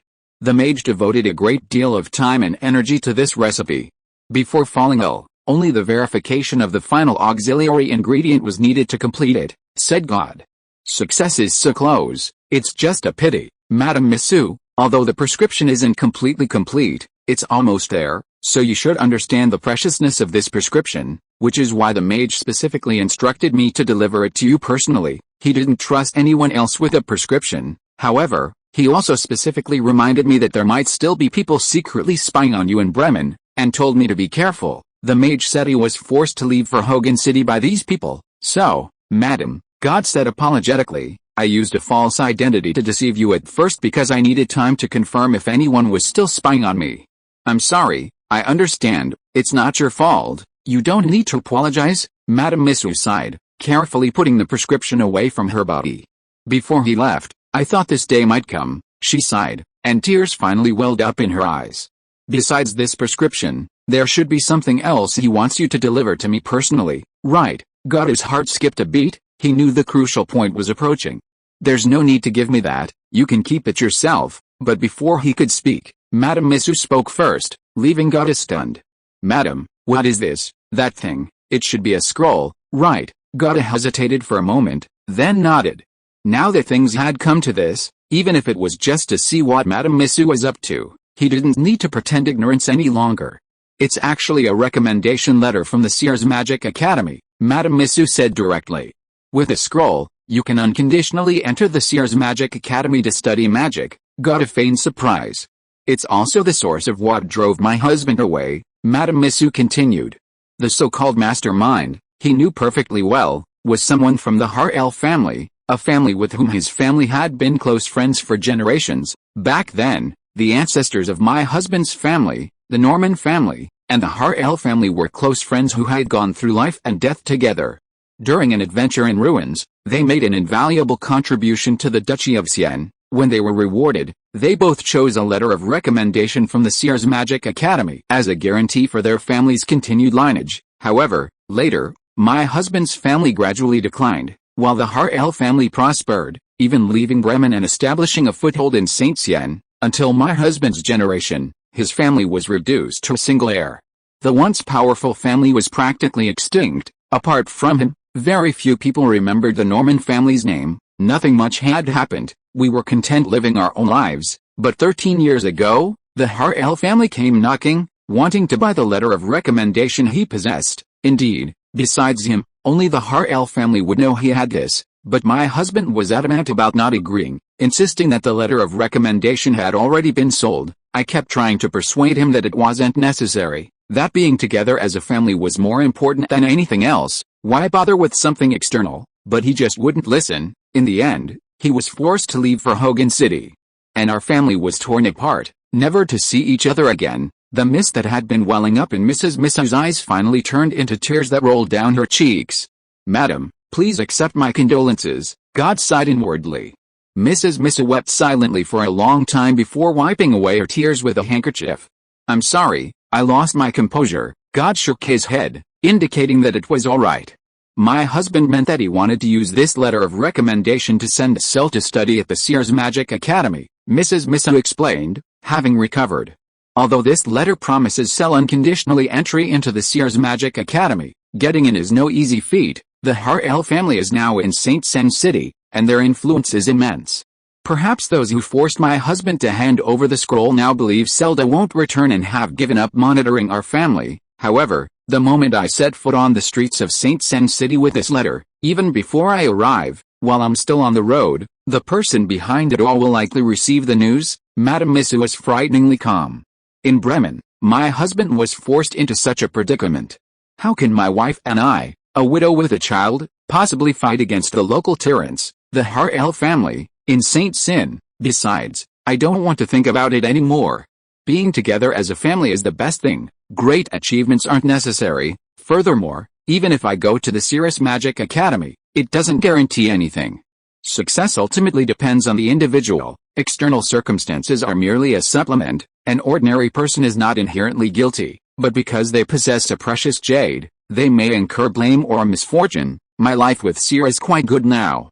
I don't want this useless letter of recommendation to disturb my life, so, since you are my husband's apprentice, this letter of recommendation is for you. Unlike me, the Harel family doesn't know you.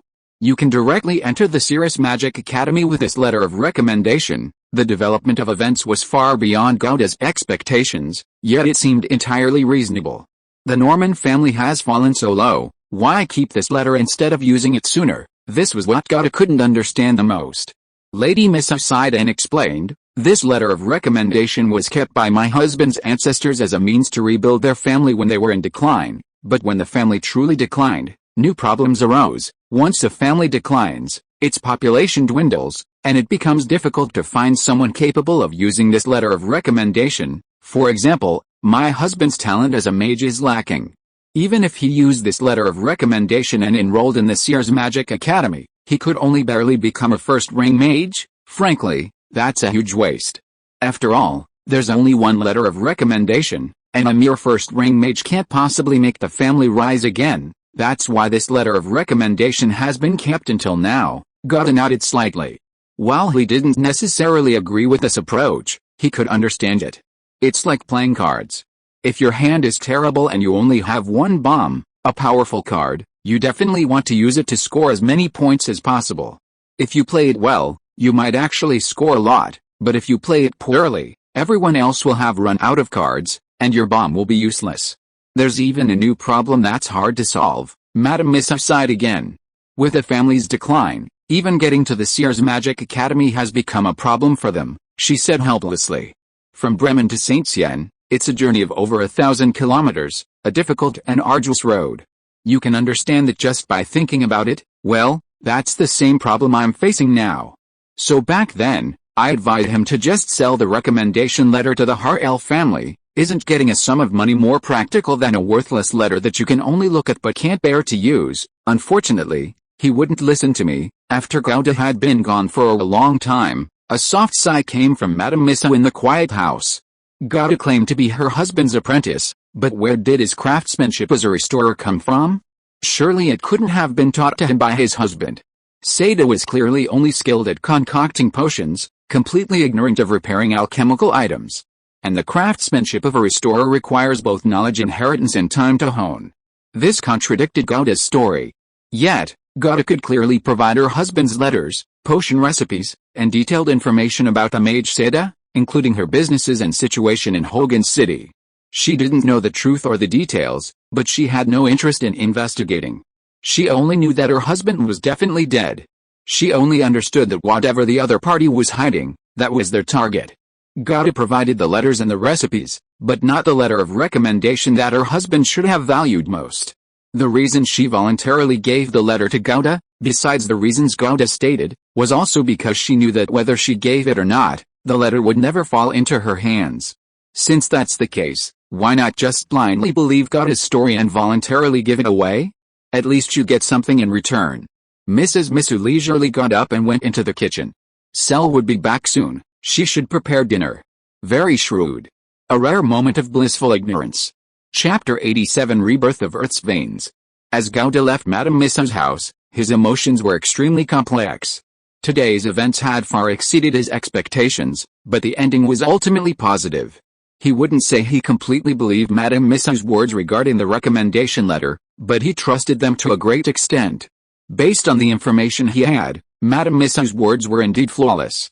And as the saying goes, if you have a 50% chance of success, you should do it. Otherwise, you'll only miss countless opportunities. Alright, now there's only one thing left, find a way to get to St. Sen City. Gauda made up his mind. He absolutely had to go to the Seer's Magic Academy, no matter how difficult the journey. Hogan City. The City Lord's Mansion. Has the message been reported? Viscount Charles, the highest leader of Hogan City, frowned, looking preoccupied. It was reported yesterday, and it should have reached St. Sun City today. Now we're just waiting for them to send reinforcements, a subordinate in uniform replied respectfully. Viscount Charles's brow relaxed slightly. It shouldn't be too late, he murmured. Just 2 days ago, someone finally noticed a sudden increase in magical energy concentration in parts of Hogan City. No one is a fool. While some might temporarily overlook certain things due to blind spots, such an obvious signal immediately caught the attention of all the high-ranking officials. The prolonged activity of Leeline creatures and beasts outside the city was highly likely a harbinger of the imminent formation of a new Leeline. For so many years, no new Leelines have formed in the Bremen region. Could it really be that unlucky as to happen to Hogan? Viscount Charles lost his usual composure and even began to pray. If a new Leeline were to form around Hogan City, not only Hogan City, but the entire Bremen region, and all human cities, would be thrown into chaos. At that point, the good days would be over. Hogan City, as the human city closest to the new Leeline, would inevitably bear the brunt. It was a nightmare to even think about. They could only hope that the people from the capital would arrive soon and investigate the situation quickly. If a new Leeline was indeed forming, the capital's army could be deployed in time to suppress it. Once Hogan City becomes a fortress on the front lines of the war, his time as city lord will be over. Thinking of this, his slightly relaxed brow furrowed again. Hogan City, atop the city walls. Magic crystal lamps shone brightly. The sentries on duty, as usual, chatted idly to pass the time. Not to mention a small city like Hogan City, even in St. Sen City, the sentries on duty weren't particularly disciplined. Suddenly, an inexplicable tremor shattered the sentry's otherwise mundane vigil. Earthquake, a veteran sentry reacted immediately. Impossible, we've never experienced an earthquake since Hogan was built, another sentry said instinctively. But as soon as he finished speaking, the ground trembled more violently, as if an invisible behemoth was churning deep underground. The stone walls began to shake, dust billowed. The magic crystal lamps on the walls also shook violently. What is that? An even more horrifying scene was unfolding. The sentries on the city walls stared wide-eyed. In the distance, hidden in the darkness of the wilderness, a blinding light shone from the horizon deep within the forest.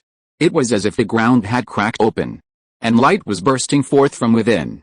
How can there be such a bright light at night? The sentries who witnessed this scene gaped, their minds reeling. Sound the alarm! Sound the alarm! Highest alarm! The sentry captain roared, his voice like a thunderclap in the summer night, instantly waking the sentries who were still reeling from the shock. His face was contorted with tension. As the captain, he was a mage, and also a member of a prominent family in Hogan City. He understood that the dazzling light and violent tremors were not a celestial phenomenon, but a surge of magical power. It was the radiance from another world after the boundary between the two planes had disappeared. It was the rebirth of the Earth's veins. It was a natural disaster powerful enough to destroy Hogan City. Highest alert. Highest level alert. The sentries on the outposts looked incredulous, but instinctively obeyed orders, hurriedly sounding the alarm without delay. They immediately rang the magical bell hanging on the city wall. Accompanied by the vibration of magical energy, the deep, resonant bell tolled through the night sky, like a death knell, awakening the slumbering city. The bell tolled continuously, seemingly without end. This was the highest level alert, which would last for a quarter of an hour. As the alarm resounded, lights began to illuminate Hogan City, one by one. Deep in the mountains and forests, two vastly different planes quietly converged at one corner, their edges gently colliding, creating a crack.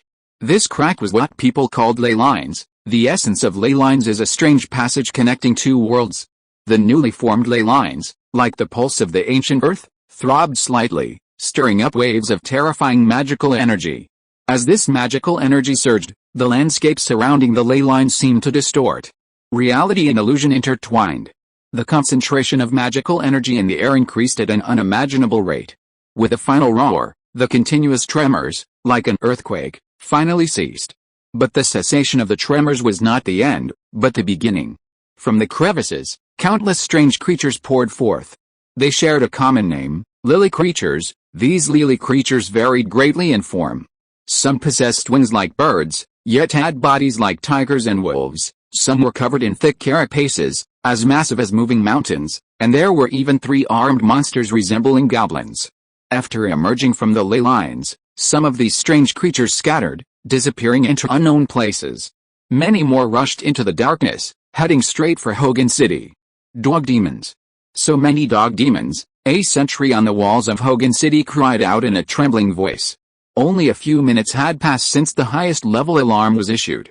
One after another, dark shadows emerged from the forest. The shadowy figures multiplied, growing ever larger and closer to Hogan City until they were clearly visible to the sentinels. They were wolf-like monsters with blue bristles and sharp, long claws, their shadowy gazes flashing with a repulsive intensity. These were hound demons, among the strongest of the zero-ring ley-line creatures. They attacked with claws and bites, evolving into one-ring high hound demons by consuming humanoid creatures. They were extremely troublesome ley-line creatures. Because hound demons love killing, possessed immense combat power, and preferred ambush attacks, even mages, if not careful, could be instantly killed if targeted, unable to react in time. However, their teeth, claws, and blood were extremely valuable alchemical and potion-making materials, making them incredibly valuable ley-line creatures. And now, these hound demons, who normally dislike direct combat, were appearing in droves in their field of vision. 200 to 300 were already visible to the naked eye, and their numbers continued to increase. The sentries who witnessed this scene were all chilled to the bone. At that moment, they finally understood why their captain had immediately ordered them to sound the highest level alarm, one that had never been used in Hogan City since its founding. For these sentries, and not just sentries, for all the people of Hogan City, this night would be the most unforgettable night of their lives. Although many might not survive the night. Chapter 88 City Raid. Harvest Month, Day 2. At 6:30 a.m., Gata woke up on time. Since arriving in this world, he had developed a good habit of going to bed early and waking up early. After all, this world doesn't have cell phones. After waking up, he did his usual half-hour of simple exercise, then took a shower and began preparing breakfast, a worldly version of vegetable porridge made with wheat and some vegetables. After breakfast, Gata checked his pocket watch. It was only a little before 8 o'clock, an hour before his workday. He decided to start planning what he needed to prepare for his journey to Saint Cien. After much deliberation, the best option at the moment was still by water. Although there was no direct waterway connecting Bremen and Saint Cien, requiring crossing different waterways and land routes, involving transfers in at least 5 or 6 cities, and considering the influence of seasons, water currents, wind direction, and stops along the way, The entire journey would take at least several months. However, compared to traveling by land, it was much safer and less likely to encounter accidents. Such a long journey was clearly not something one could just embark on a whim. Thorough preparation was essential. Ding ding ding. Ding ding ding. Ding ding ding. Just as Gauda was engrossed in his calculations, a sudden, urgent alarm blared, echoing throughout the city and interrupting his thoughts. He was startled by the sound. It was a city-wide alarm. What's happening? He opened his door, trying to see what was happening on the street. He found that most of the people in the surrounding houses were also looking out, just like him. Everyone was confused. They hadn't noticed anything unusual and couldn't understand why the alarm was ringing. But their questions were soon answered. Strange mechanical birds, like wind-up toys, had been launched from the city center the moment the alarm sounded. They scattered in all directions, flying towards every corner of the city. The mechanical birds spread their gleaming wings, skimming low over the various blocks and streets at incredible speed. These mechanical birds emitted a clear and cold, synthesized voice. Around Hogan City, ley lines are regenerating, causing ley line creatures to riot and attack surrounding cities. A large swarm of ferocious bats is currently heading towards Bremen City. All residents outside the city, please return home immediately, lock your doors, and do not go out until officially notified. Otherwise, you will bear the consequences. Furthermore, we sincerely summon all mages in Bremen City who possess offensive spells to defend against a ferocious bat attack. Anyone participating in the defense, regardless of qualifications, will receive a reward of 5 gold coins for mage apprentices and 20 gold coins for first-ring mages. In addition, an extra gold coin will be awarded for each ferocious bat killed. Those interested can immediately register at the city walls and await orders. The commands were concise and powerful, like an invisible spell. First, they plunged those who heard them into tense silence. Then, like startled rabbits, they scattered instantly, rushing back to their homes and locking their doors and windows. Gwen stared at the street, now deserted in the blink of an eye, and the tightly shut doors and windows of the houses lining both sides. He took a deep breath. It had happened after all. A new ley line had emerged. Even Bremen, so far from Hogan, was about to be attacked by ley line creatures. One could only imagine the terrifying onslaught Hogan, adjacent to the newly formed ley line, would face. Standing at the door, God hesitated for a moment before making his decision. He closed the door. But instead of going back inside, he headed straight for the nearest city wall. Yes, God was answering the call from Bremen to participate in the defense. Leaving aside the so-called if the lips are gone, the teeth will be cold principle, the generous rewards alone were enough to attract attention. As a mage, simply participating in the defense would guarantee 5 gold coins unconditionally, with additional rewards for killing ley line creatures. Most importantly, the attacking ley line creatures were a large group of ferocious bats, the same species of ley line creature. This meant he had a very good chance of gaining some new source energy in this defensive battle. As for the potential dangers, God did need to carefully consider sending him out of the city to hunt ley line creatures. Right now, even on the city walls, defending alongside a group of mages, with real mages holding the line, the danger was already extremely low. God didn't believe that Bremen City, as the largest city in the Bremen region, couldn't handle an attack by a group of ley line creatures. Such opportunities were extremely rare. There was no reason not to participate. When Gauda arrived at the city wall closest to the Carmen district, he found a long queue already formed at the entrance to the stairs. These were all city mages who had come to participate in the defense, mostly mage apprentices, undergoing verification by Bremen City officials and receiving their payment. The 5 gold coins payment was even distributed before the battle. This showed the officials' sincerity. Gauda observed for a moment and found the so-called verification process to be quite lenient. Everyone stepped forward to register their mage level with the staff in charge of registration. They didn't even need to reveal their specific attack spells, and immediately received 5 gold coins. Then, according to the staff's assignment, they were placed into various teams. Each team leader was an official mage. The ferocious bats are expected to attack in about 30 minutes. Mages who want to participate in the defense, hurry up, the leader urged loudly. Gauda didn't hesitate and immediately joined the queue. A moment later, it was his turn. Name, Google Ditto, mage level, the staff member in charge of registration asked without looking up.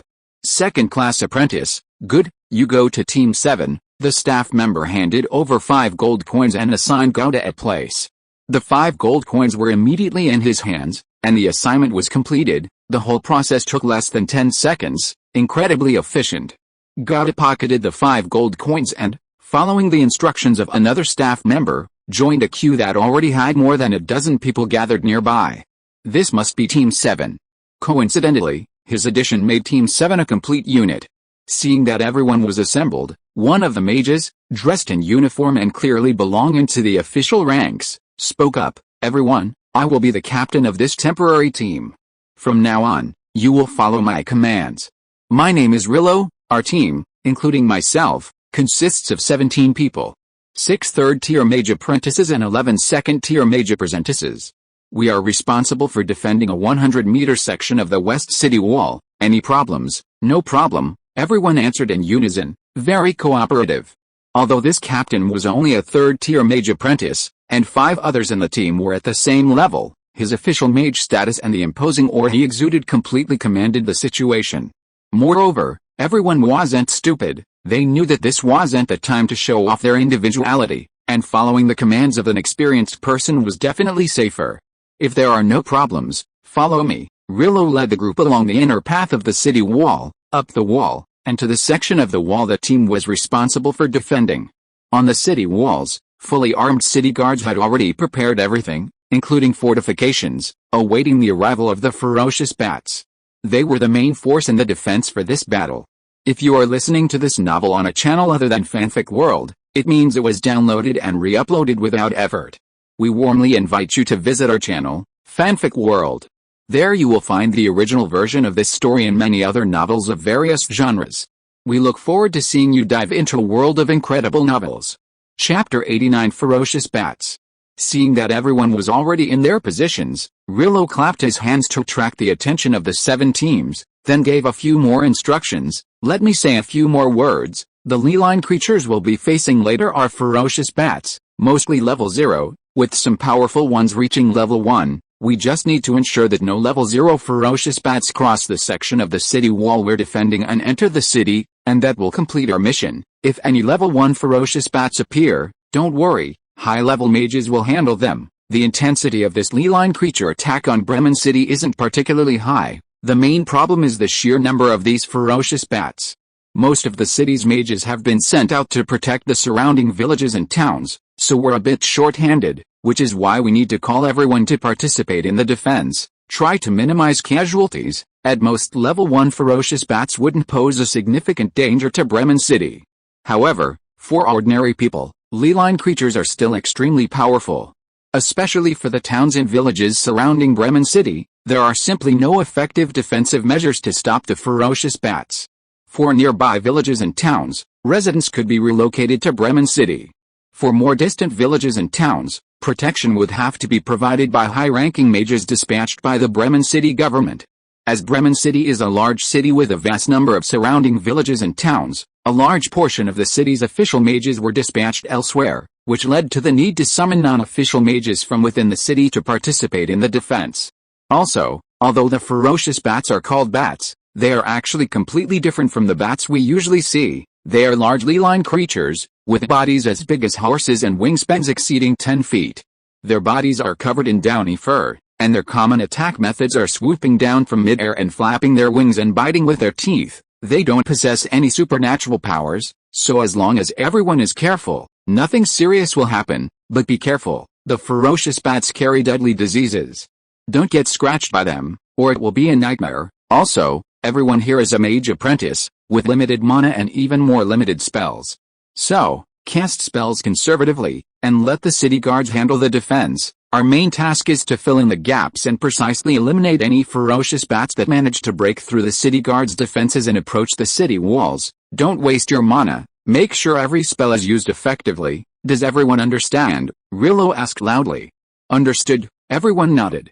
Ultimately, this was just a low-level leline creature attack that posed no significant threat. This low-level siege warfare primarily relied on ordinary city guards, supplemented by mages. It was cost-effective and practical. Trained archers could fire dozens of arrows in a single burst, while a mage apprentice could only cast a few spells. Similarly, the zero-ring leline creatures couldn't be ignored because they were immune to melee weapons. Therefore, Aside from their sheer number, which was a headache, the ferocious bat attack wasn't particularly noteworthy. "They're here." After waiting intently for another 10 minutes on the city walls, Rillo shouted a warning. He didn't need to remind them. Everyone saw that at the horizon, where the forest met the sky, it seemed as if specks of ink had been sprinkled. The ink quickly spread, transforming into wisps of black mist. Thousands upon thousands of these black mists surged from the depths of the forest, accompanied by piercing screams, blotting out the sunlight dark clouds, and swarming towards Bremen, the city situated on the shores of Deep Flow Lake. They were enormous bats, their numbers countless. With the appearance of the ferocious bats, everyone quickly went into battle mode. The swarm of bats drew closer, their piercing screams echoing, sending chills down everyone's spines. Archers were already lined up behind the fortifications, knocking their arrows and drawing their bows. When the bats finally approached the city walls and were within range of the arrows, the archers immediately launched their attack. Arrows rained down like a storm.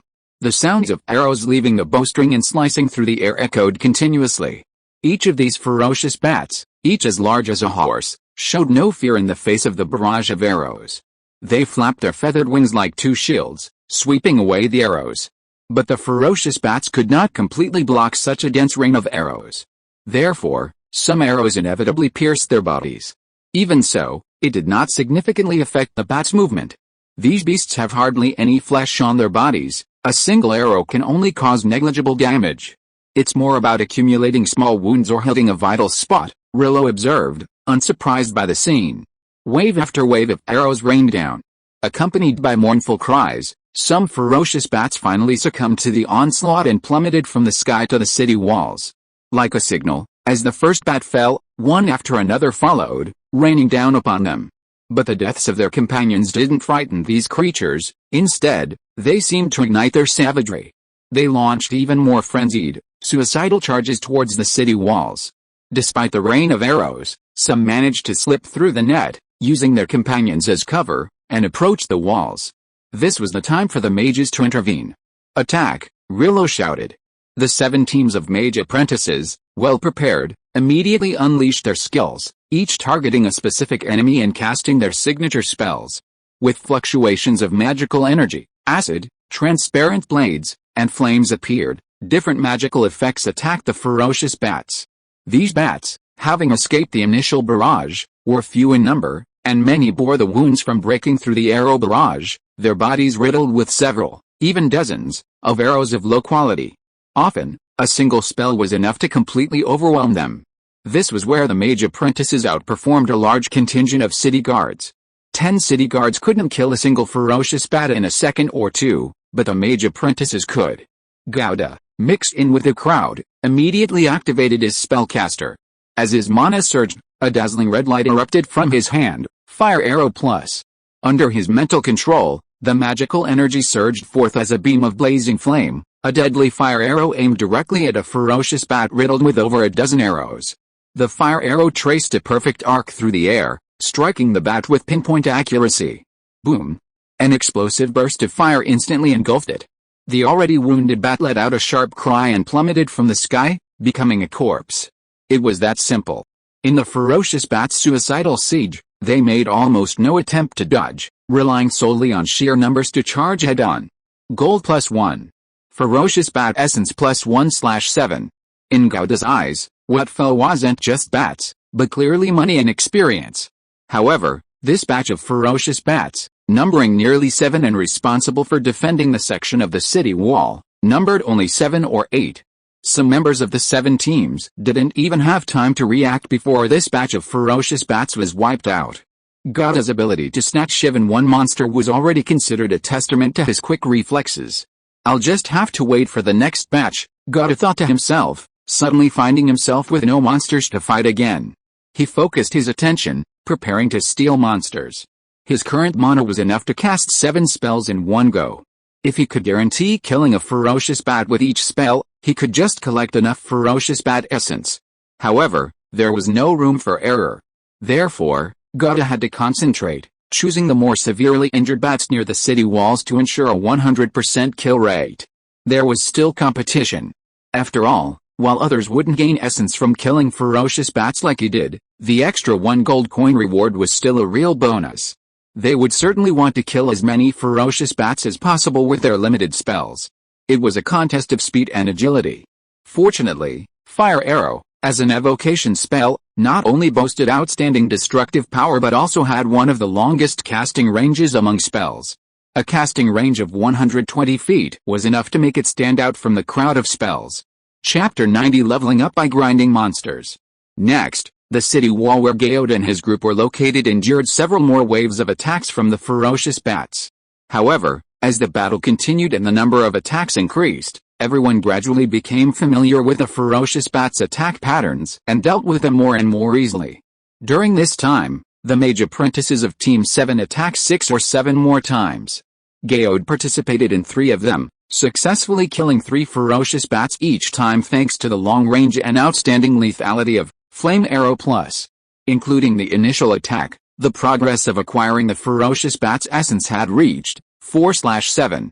The situation seemed to be steadily improving. But change often happens in an instant. Another wave of ferocious bats swarmed towards the section of the city wall that Geode was defending. And this wave of ferocious bats, the 4 at the head were clearly a size larger than the others, and the fur covering their bodies was also a much darker color. The arrows fired by the archers bounced off the 4 ferocious bats as if they were hitting metal, failing to penetrate their flesh even slightly. They're level 1 ferocious bats, Rillo frowned. Level 0 ferocious bats could still be injured by ordinary arrows. But once Leeline creatures reached level 1, they possessed extremely strong physical resistance. Basically, only magic or alchemical weapons could inflict any substantial damage on them. Clang. Clang. Clang. The 4 ferocious bats charged forward, defying the rain of arrows and carving a path through the enemy lines. Seeing this, the 7 teams of Mage apprentices paled. They didn't believe their magic could threaten level 1 Leeline creatures. Moreover, even without level 1 ferocious bats, the number of bats approaching the city wall, led by the 4 level 1 ferocious bats, was already close to 100. This number was beyond their ability to stop. This was the first crisis the 7 teams had encountered during this defense. What do we do? Some, lacking composure, began to panic and become helpless. This kind of anxiety was highly contagious. Don't be afraid, a high-level mage will intervene, Rilro, noticing the shift in morale, shouted to stabilize the troops. At that moment, as Rilro's voice faded, God felt an invisible yet powerful energy surge forth from the towers behind them. At regular intervals along the city wall, towers stood, each equipped with alchemical weapons. Of course, Bremen City clearly didn't intend to use alchemical weapons in this defense. The ones making the move were mages. God instinctively turned around and vaguely saw figures in robes flashing past within the fortress-like towers atop the city wall. The next moment, in front of the section of the wall defended by the 7 teams, a cloud of countless tiny daggers formed along the path of the ferocious bat swarm. These daggers gleamed coldly, swirling and dancing within the fixed area, tracing paths like a dagger storm. The ferocious bats had no time to react, facing this cloud of daggers head-on. The daggers carved silver trails across their bodies. Whether it was the 4 level 1 ferocious bats at the head, or the nearly 100 level 0 ferocious bats, they were all no different before these spinning magical daggers. Each bat was struck by multiple daggers simultaneously. Each bat that was struck let out a shrill scream. Their bodies were torn to pieces by the daggers. Blood and flesh splattering everywhere. They tried to escape or dodge, but the speed and number of daggers far exceeded their strength, spreading at an incredible speed. Soon, the air was filled with the blood and remains of ferocious bats. This attack, which had terrified all 7 teams of mages, was thus easily resolved. Is this the true power of magic? God murmured to himself. I wonder what level of spell it is, first or second level. He finally understood why the seemingly powerful level 0 spell was called trick, a slightly mocking term. It wasn't because level 0 spells were weak, but because level 1 spells were simply too powerful. The gap between a mage and a mage apprentice was still too great. After the most threatening attack was dealt with by the high-level mage hidden in the tower, the situation returned to stability, and no further surprises occurred. After nearly half an hour of continuous attacks, the ferocious bats that flew out of the forest were finally largely dismantled.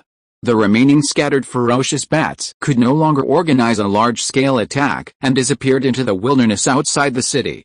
The battle was over. Gauda looked at the bat corpses and broken wing fragments scattered outside the city walls, then at the wounded city guards on the walls, and couldn't help but sigh. These ferocious bats were already considered relatively easy to deal with, being creatures of the ley lines. They lacked ranged attacks and superhuman strength, relying solely on their physical resilience to withstand the hail of arrows and charge the city walls. It was akin to Mage flying into flame, a suicidal act. Even so, many city guards were still scratched and bitten by those who slipped through the defenses and whom the mages couldn't deal with in time. According to Rillo, the ferocious bats carried a deadly disease, so one could imagine the fate of these wounded guards, at least half their lives.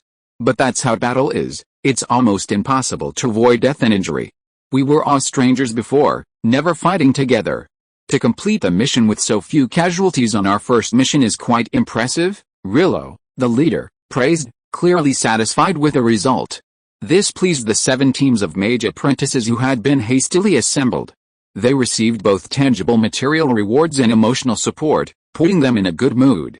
The situation was complex and urgent during the city defense, making it impossible to accurately count the number of ferocious bats you participated in killing, Rillo said, pausing for a moment before glancing at everyone's faces.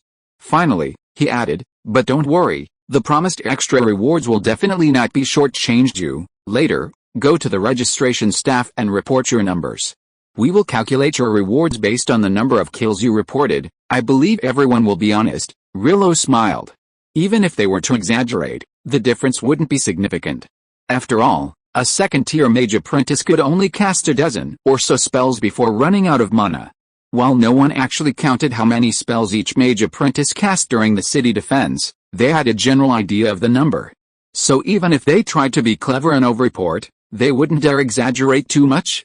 Rillo's words made him seem very generous, which made everyone feel exceptionally comfortable. And for Rillo, it wasn't his money anyway. It was all paid for by the government. Even if this money isn't given to the wild mages who participated in the defense, it won't end up in his pocket anyway. Since that's the case, why not be generous? At least he can gain favor with everyone. Chapter 91, Blade Protection. Gauda was even more satisfied. Finally, he received an extra 7 gold coins as a reward from the staff. This was indeed Gauda's achievement, and there was no exaggeration. Adding the initial reward of 5 gold coins, the total was 12 gold coins. This was just a bonus for him. The most important gain was origin. 0 rings, ferocious bat, 7/7. After many days, he finally obtained some new origin. This made Gauda even slightly look forward to another ley-line creature attack on the city. After all, the feeling of getting origin for free was indeed refreshing. With the end of the battle, the alarm in Bremen City was finally lifted. Because it was discovered in time, and the defensive strength of Bremen City was far superior to that of the ferocious bats, this attack on the city by the ferocious bats did not cause any damage or harm to the city. A perfect defensive operation. Back at his home in Carmen 437, Gauda, whose mana was depleted, did not immediately replenish his mana. He had more important things to do at the moment. Wind Spirit Moon Shadow, he skillfully unfolded the rudimentary information interface, focusing his attention on the dozen or so spells flashing yellow plus signs on the spell bar. A thought flashed through his mind. He had made his decision. At points, the Big Dipper, representing the essence of the ferocious bat, flew out. Its target was the spell model for Blade Protection. With a familiar cutscene, the flashing yellow plus sign after the Blade Protection entry disappeared. Its name changed to Blade Protection Plus, Blade Protection Plus, Protection, 0 rings. A protective mark is drawn in the air, granting resistance to blunt, piercing, and slashing damage from weapon attacks. Bonus, allows casting without drawing the protective mark. By evening, Bremen City, having safely weathered the morning's ley-line creature attack, quickly returned to its usual bustling state. The morning's anxiety and tension became the topic of conversation at dinner. The words Legion Rebirth still made the more knowledgeable residents of Bremen feel uncertain, and they began to inquire about the specifics. Most understood that the ley-line creatures that attacked the city that morning were merely a small, insignificant byproduct of the Legion Rebirth. The impact of the ley-line rebirth would be far-reaching. At least for the time being, no one would dare to venture out of the city to hunt or engage in intercity trade. Based on past patterns and experience, the rebirth of a single ley line, even a low-level level 3 ley line, is enough to drastically change the landscape of an entire region, Pierre told God. Level 3 ley line, God, who had just recovered his mana and come to Pierre for information, had indeed gained new knowledge. Earth veins are essentially dimensional passages formed by the convergence and fusion of our Mage plane and the Earth vein plane. Passages naturally have different sizes. Anything larger than the passage's size can't squeeze through. It will either get stuck or cause the passage to collapse. For a dimensional passage, its size refers to the maximum energy level it can withstand.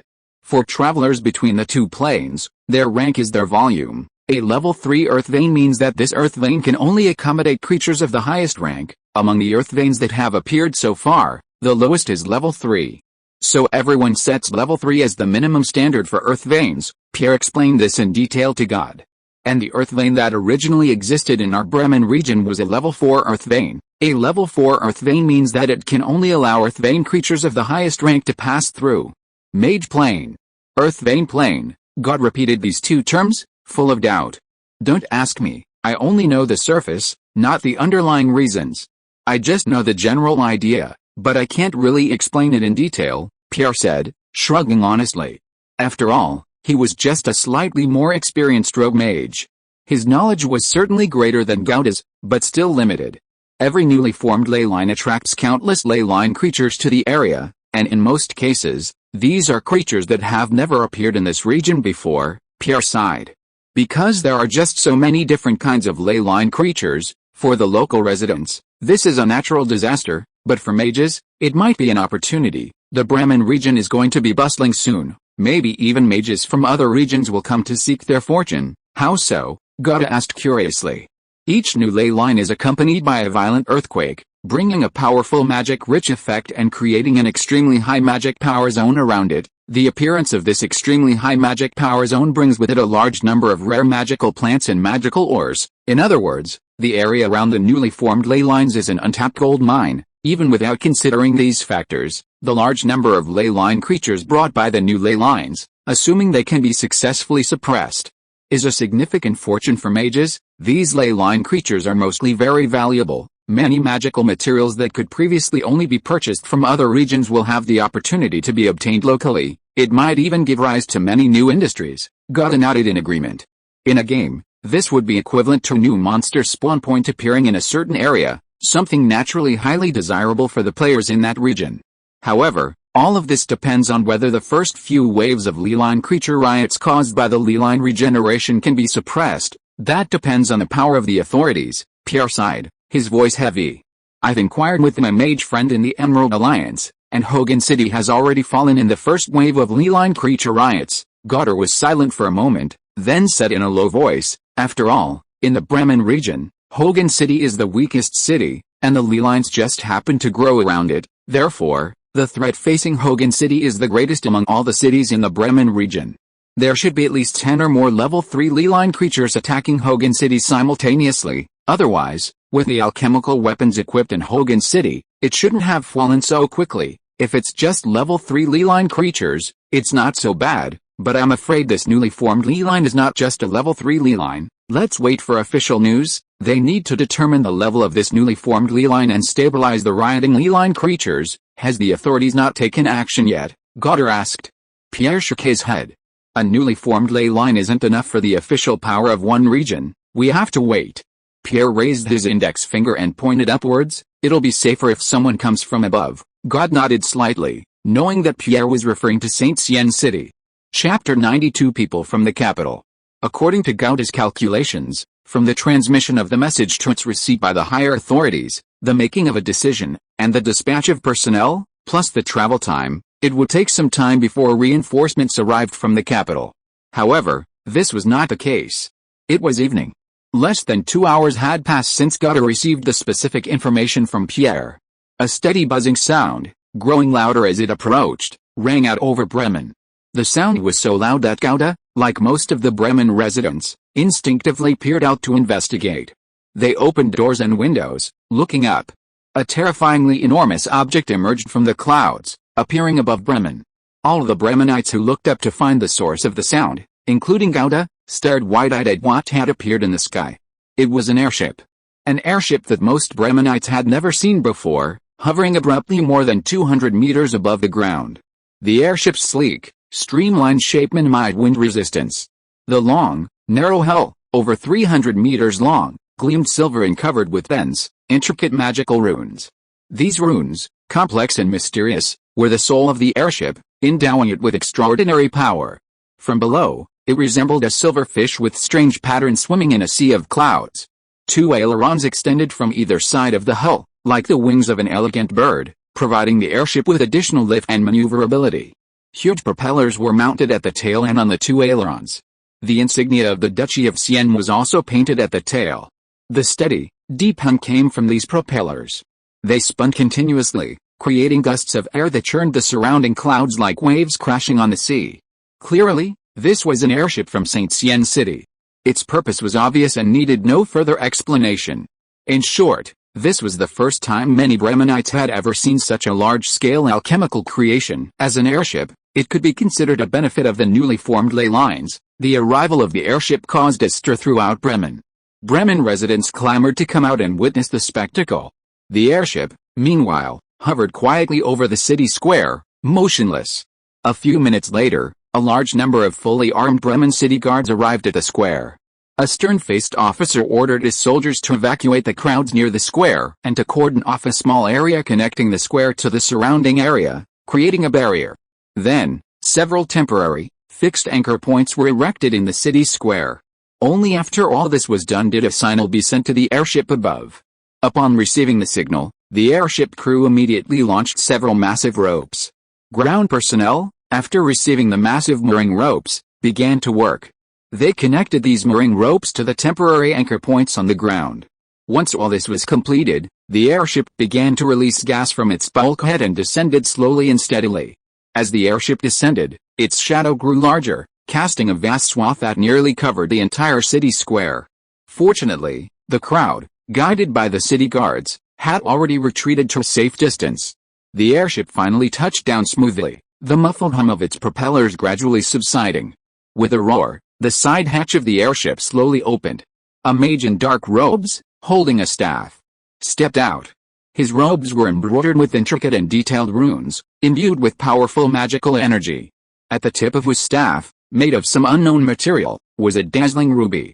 A miniature vortex of magical energy swirled at the center of the gem, providing a significant boost to the mage's spellcasting. Without a doubt, this was a powerful high-level mage. In the square, the deputy city lord of Bremen was already waiting. He stepped forward and respectfully greeted, Mage Frey. Mage Frey waved his hand. Prepare supplies overnight and issue a summons. Everything must be ready tonight. I'm departing for the Hogan Lee Line tomorrow. Hogan Lee Line was the name given to this newly formed Lee Line by the Duchy of Sienne. That evening, just after 7:15 p.m., there was a knock on God's door.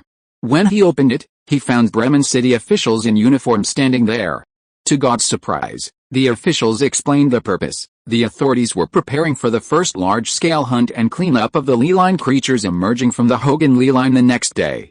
Due to a shortage of manpower, they had issued a summons, calling on the city's mages to participate. God, as one of the participating mage apprentices in today's defensive battle, was the first person considered for the summons. You only need to follow the main force of the city guards to hunt down Lee Line creatures on the outer edge of the Lee Line's influence, while the inner area will be handled by the mage Saint-Sen. Gotta confirmed. Of course, otherwise what great things can we expect from you mage apprentices, the staff member said matter-of-factly, though his words were blunt, there was no sarcasm in them. After hearing this, Gotta hesitated. This summons was not like the one this morning, which simply involved guarding the city walls. It truly required venturing deep into the wilderness and forests for combat. Even with a large force organized by the authorities, allowing for mutual support, the risk was still considerable. Originally, Gotta planned to ensure he could cast at least 10 spells before venturing out. But this opportunity was truly rare. With the official organization, there would inevitably be officials leading the team, and with so many eyes watching, he wouldn't have to worry too much about being betrayed by his comrades. Moreover, with others to support each other, and all being mages, Gotta could use this opportunity to gain combat experience against Lee Line creatures in the wild, and also accumulate his own essence. This isn't a free recruitment, The official organization is paying to hire all non-official mages, the staff member emphasized, seeing Gauda's hesitation. Second-tier mage apprentices, those with insufficient mana to cast 10 spells, receive 5 gold coins per day. Third-tier mage apprentices, those with enough mana to cast more than 10 spells, receive 10 gold coins per day. Third-tier mage apprentices receive 15 gold coins per day, all payments settled daily. The staff member announced the pay. However, there are no extra rewards, and the hunted Leeline creatures belong to the official organization. This was reasonable. After all, the official organization was providing funding and manpower, ensuring logistical support, and naturally, they would own the spoils. Furthermore, without official support, there was no way to transport the hunted Leeline creatures back to the city for sale. Alright, I'll participate. After some consideration, Gauda decided to participate in the recruitment. Undoubtedly, he will have to hunt Leeline creatures to obtain origin from the earth. He can't just lie low like this forever. Moreover, in a world where extraordinary power is one's own, battles and dangers are unavoidable. He must accumulate relevant experience to adapt to this world. Besides, origin is rare, and he has no reason to miss this excellent opportunity. It's just that with so many people around, figuring out how to snatch kills will be a real test of his timing and observation skills. And in Gauda's opinion, very few mages contacted by the summons would choose not to participate. Meet at Blackhorn Square at 7 o'clock tomorrow morning. Don't be late, the staff member nodded, handing Gauda a copy of the summons and instructing him. Chapter 93, Author's Note on launching the book. Important note, it's going on sale tomorrow. This is my second book, so I'm technically a veteran author, but to be honest, I'm still a bit clueless during the new book launch period. My previous book, Above the Mage, had a rather bumpy road to success. It was released immediately, only to be eliminated in the first round of the launch period, and I spent 4 months writing it before it finally went on sale. This book, Above the Mage, is the first one to go through the entire launch process. Overall, I have a lot to say and many feelings to share. Authors, even those who only write online novels, usually have a strong desire to express themselves. However, I know that you're here to read the story, not to listen to my rambling, so I generally try to keep a low profile. A launch statement is one of the few opportunities for an author to speak freely and reasonably, so let me take this chance to say a few more words. 1. Above the Mage will be an excellent story. Despite its mediocre performance and seemingly poor writing, how dare you say that? Simply because I really love this story. Therefore, for me, it's an excellent story. Nothing more than liking it. Similarly, because I love it, I will do my best to finish writing this story too. Title. The original title should not have the exclamation mark, it should have been called Above the Mage. However, Above the Mage was already taken, so I had to add the exclamation mark. At first, it was annoying, but upon reflection, I realized that without it, I couldn't use this title. So, after a while, it stopped bothering me. 3. About the book's style. First, although the background is Western fantasy, this is because mages and Western fantasy are a perfect match. Any other background would be too incongruous. However, when writing, I didn't deliberately make the word choice and sentence structure conform to Western fantasy, nor did I deliberately avoid Chinese words. The reason is simple, it's written for Chinese readers, and there's no need to increase the reading threshold. Furthermore, I created this world, and I legally have the final right of interpretation. In fact, I even tried my best to lower the reading threshold that might arise from the Western fantasy background. For example, I cleverly used Chinese foreign names for the characters. Gauda, Amy, Pierre, and other important characters will also use this. To be honest, while the setting of the Mage is Western fantasy, its core is still Zhuanhuan, a genre of Chinese fantasy. After all, I categorized it as Zhuanhuan, otherworld continent, not fanciful fantasy. However, this doesn't prevent it from being a pure mage novel, without any elements like Kigan warriors. And yes, it will still be a cliched story, like Sword Cultivator, with many cliched plot points and an extremely cliched ending. Of course, it's very different from Sword Cultivator. After all, sword cultivators and mages are very different. 4. Prices and economic system. As you can see, prices are an extremely important part of this book. I stitched together the price systems of medieval and 19th century Europe. Why this? Because this is a supernatural world with a huge gap between rich and poor. The lower classes still live a medieval life, while the upper classes enjoy many modern technological alchemical creations. Additionally, the prices of most common items mentioned in the text can be found through research. So these prices should be roughly accurate to actual prices. For example, rye bread costs £4 for 6 copper coins. However, for a few items, I couldn't find specific data even after searching online, only rough descriptions were available. I had to rely on common sense and the known prices of other items to extrapolate. For example, the price of wheat bread I found was stated as historical records show that the price of wheat bread can be several times to more than 10 times that of rye bread. There will inevitably be blind spots in our thinking, so if any of you find any price discrepancies, please leave a comment and let me know. I'll correct any problems, but don't just say I think there's a problem, you need to provide your evidence. While the prices of common items are somewhat traceable, the prices of extraordinary items are something I have to set myself. For the price increases between tiers, I used a tier increase formula with a multiplier of 4.64. The pricing of different types of extraordinary items generally follows a principle. The price of a repairable item of the same tier is about 10 times that of a disposable item, and the same applies to repair fees. Following these two principles, the pricing should be reasonable in most cases. However, there will inevitably be oversights. If any readers find any bugs, please feel free to point them out. A more reasonable worldview requires everyone's collaborative improvement. 5. Regarding D&D, most of the spells in this book are taken from D&D. Because in terms of spell settings, D&D spell system is undoubtedly the most complete and rigorous. However, it wasn't entirely copied, some modifications were made.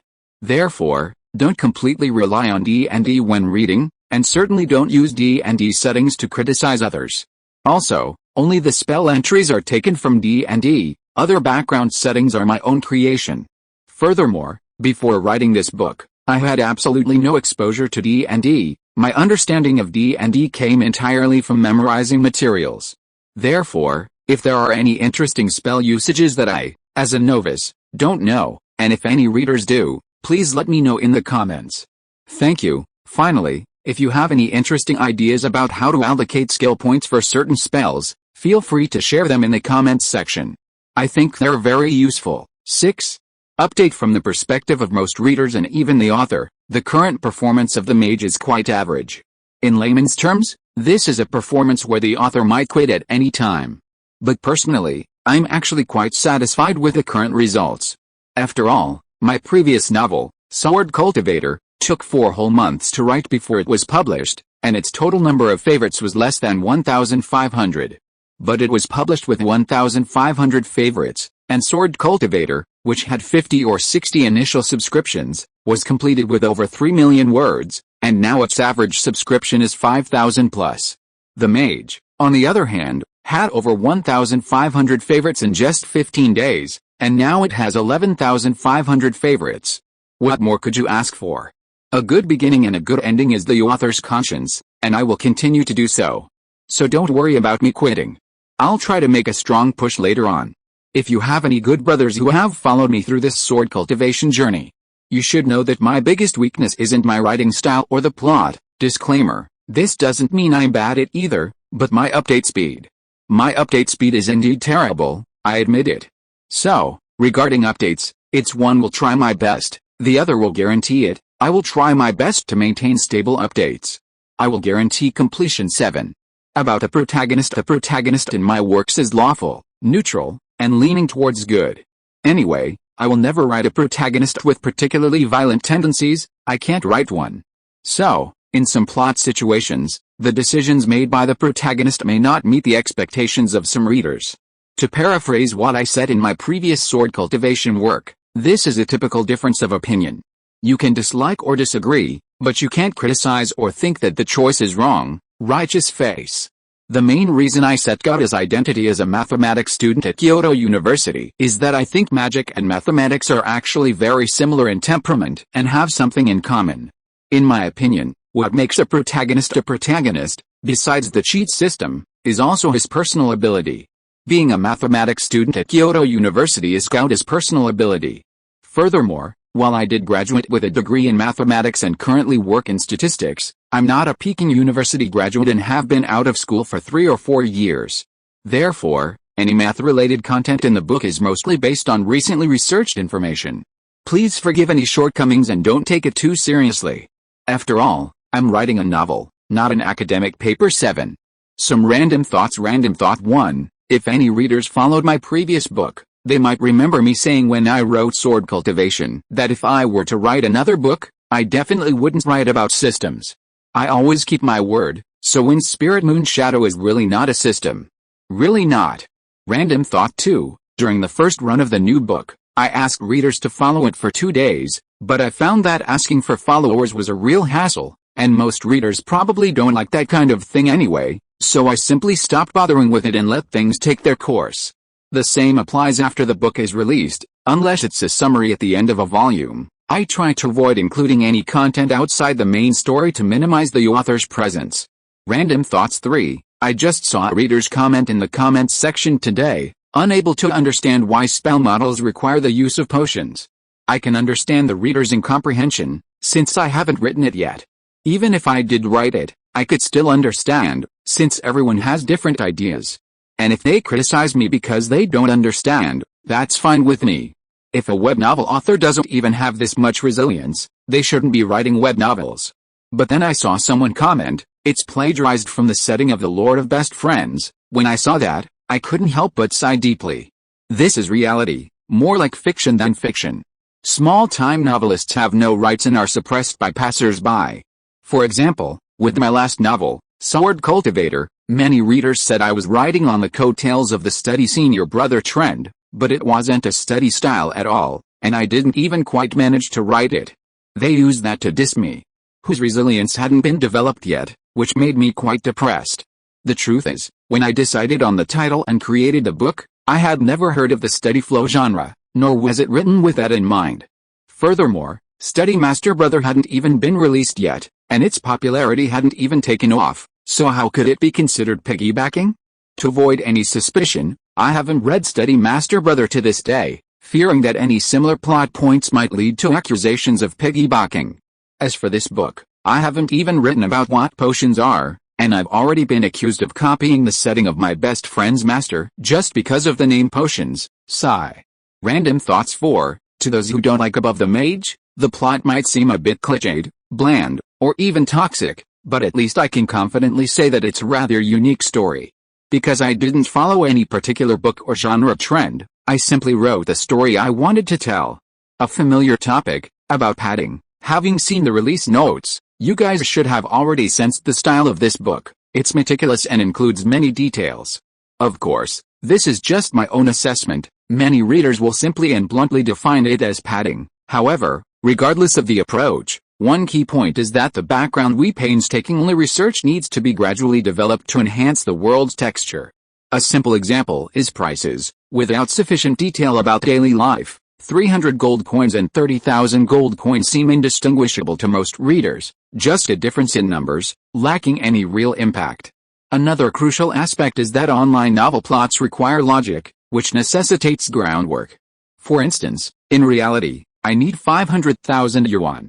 Then, someone who never buys scratch-off lottery tickets suddenly buys one and wins it. Does that make sense?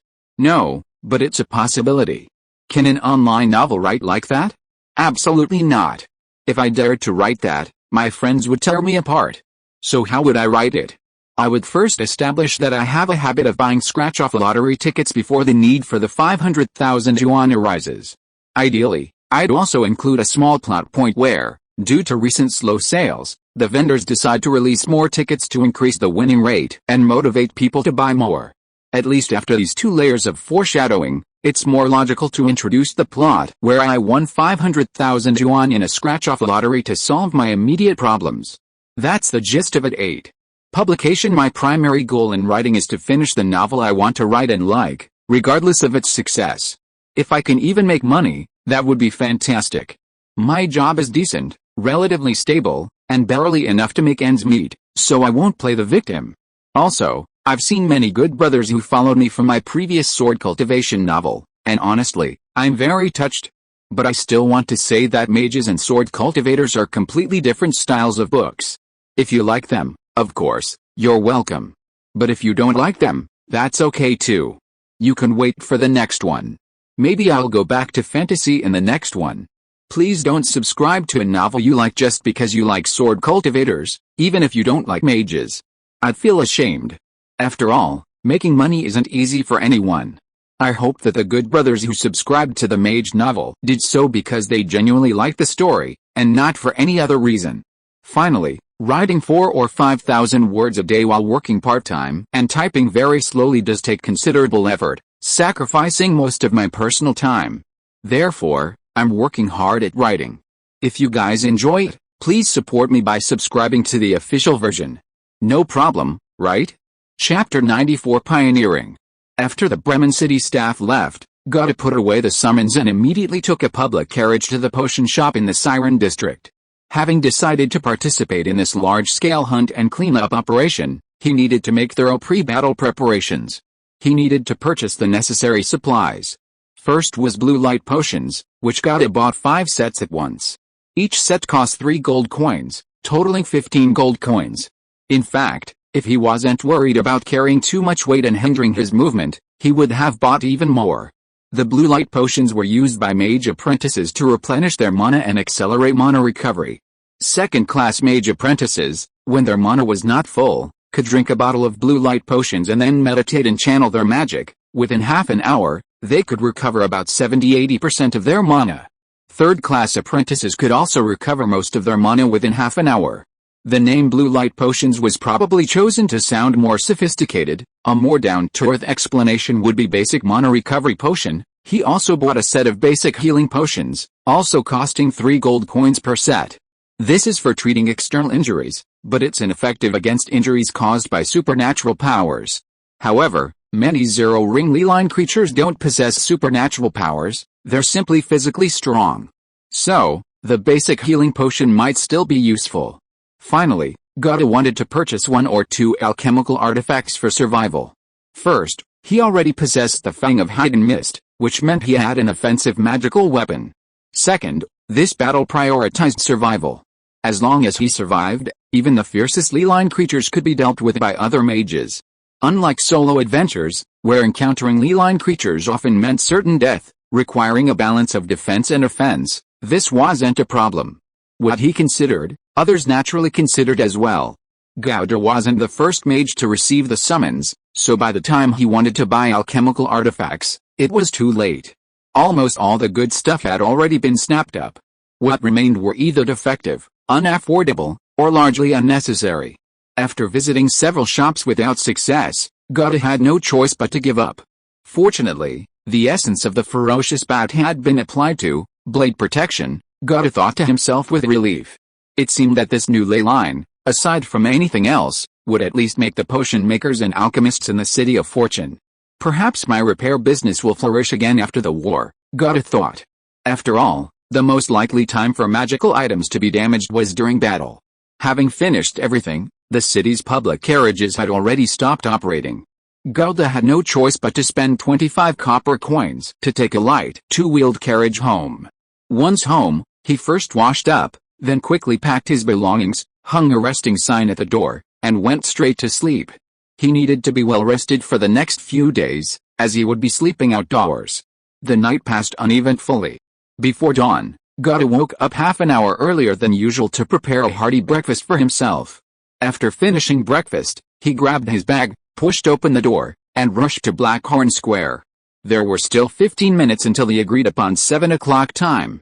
But by then, a group of people were already waiting in the square. Some acquaintances were whispering amongst themselves, some were gathered together to make their first impression, and others stood quietly in a corner observing, but no one made a sound. Everyone maintained a proper distance. Their behavior varied, but what they all had in common was that they all carried bulging bags. They were all non-official mages from Bremen. Normally, finding a mage wasn't easy, but now that the summons had been issued, Gotta realized that there were quite a few mages in the vast city of Bremen. Although most were apprentice mages, there were probably not many legitimate mages. At the entrance to the square, several tables were set up, each with several staff members behind it, and long queues in front of them. Gotta chose the shortest queue and joined it. The process was simple: take out the summons received yesterday, sign their name and mage level, have a staff member stamp the departure date, and distribute the corresponding payment. By the time all the mages who had received the summons and were scheduled to gather at Blackhorn Square had registered, it was 7:30. Another tedious half-hour wait ensued, until the sun was high in the sky and everyone was starting to get impatient, before a female mage in a dark blue magic robe finally arrived. "Is everything settled?" she asked softly, her tone devoid of apology, instead exuding an undeniable authority. The female mage appeared to be in her 30s, with a thin face, prominent cheekbones, and sharp, eagle-like eyes. Though a woman, she commanded respect. This was the majesty of a mage. Her arrival seemed to bring an instant coolness, calming the tense atmosphere. "Everything's ready. We can depart any time," the steward in charge of registration whispered, stepping forward. The female mage nodded slightly, her gaze sweeping across the area. The complaints that had arisen from the waiting instantly subsided. "Prepare to depart," she said softly, but her voice carried throughout the entire plaza as if amplified. "I know her, Mage Velsa, a second-ring mage from the enforcement team," someone whispered from the crowd. Gauda's heart skipped a beat. A second-ring mage. A first-ring mage was enough to inspire awe in Gauda, let alone a second-ring mage. At the same time, Gauda felt more at ease. With a second-ring mage leading the way, as long as he was careful and didn't do anything reckless, he should be fine. With Mage Velsa's command, the mages in Blackhorn Plaza, under the direction of the officials, formed two long lines and departed in a grand procession. Outside the city gates, city guards and a convoy were already waiting. The procession was mainly composed of mage apprentices. And at the apprentice stage, the physical abilities of mages were not much different from ordinary people. Because their status was generally higher than that of commoners, they usually didn't need to do much physical labor, and their physical fitness was often slightly weaker than that of ordinary people. Therefore, if they didn't have proper carriages and horses, relying solely on their own 2 feet would be enough to exhaust the mage apprentices, leaving them with no energy for monster fighting. However, although carriages were provided, comfort was not to be expected to be high. The sturdy wooden frames could withstand heavy loads and the bumps of long marches, but their shock absorption was quite poor. The wheels were wide with wooden rims, enough to travel on muddy or uneven ground. The carriages were covered with a thick canvas, under which the supplies were carried. The mages sat directly on the canvas. 8 mages were assigned to each carriage. Compared to the mages having carriages for transportation, the city guards had a much harder time. Most of the city guards had to walk alongside the convoy. However, the city guards were only responsible for logistics. The main fighting force was still the mages, so the extra work wasn't a big deal. After all the mages were settled, the convoy officially set off. What followed was a long and arduous journey. The traces of yesterday's ferocious bat attack on the city, even after most of the day, hadn't been completely cleared away. The remains and limbs of the bats could still be seen occasionally along the road. The destination of Gauda's convoy was Carmen City. Their main task was to clear out illegal creatures roaming the area between Bremen and Carmen City along the main road, restoring passage between the two cities. Initially, the road was wide, and occasionally, farmers could be seen bravely emerging from the fields to harvest wheat. About an hour later, the convoy officially entered the depths of the mountains and forests, and no one could be seen on either side of the road. As required, once there, the mages in the convoy had to spread out along both sides of the main road, hunting down illegal creatures roaming there.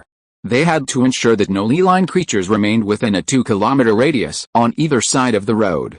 Only by achieving this standard could the safety of the main road be initially guaranteed.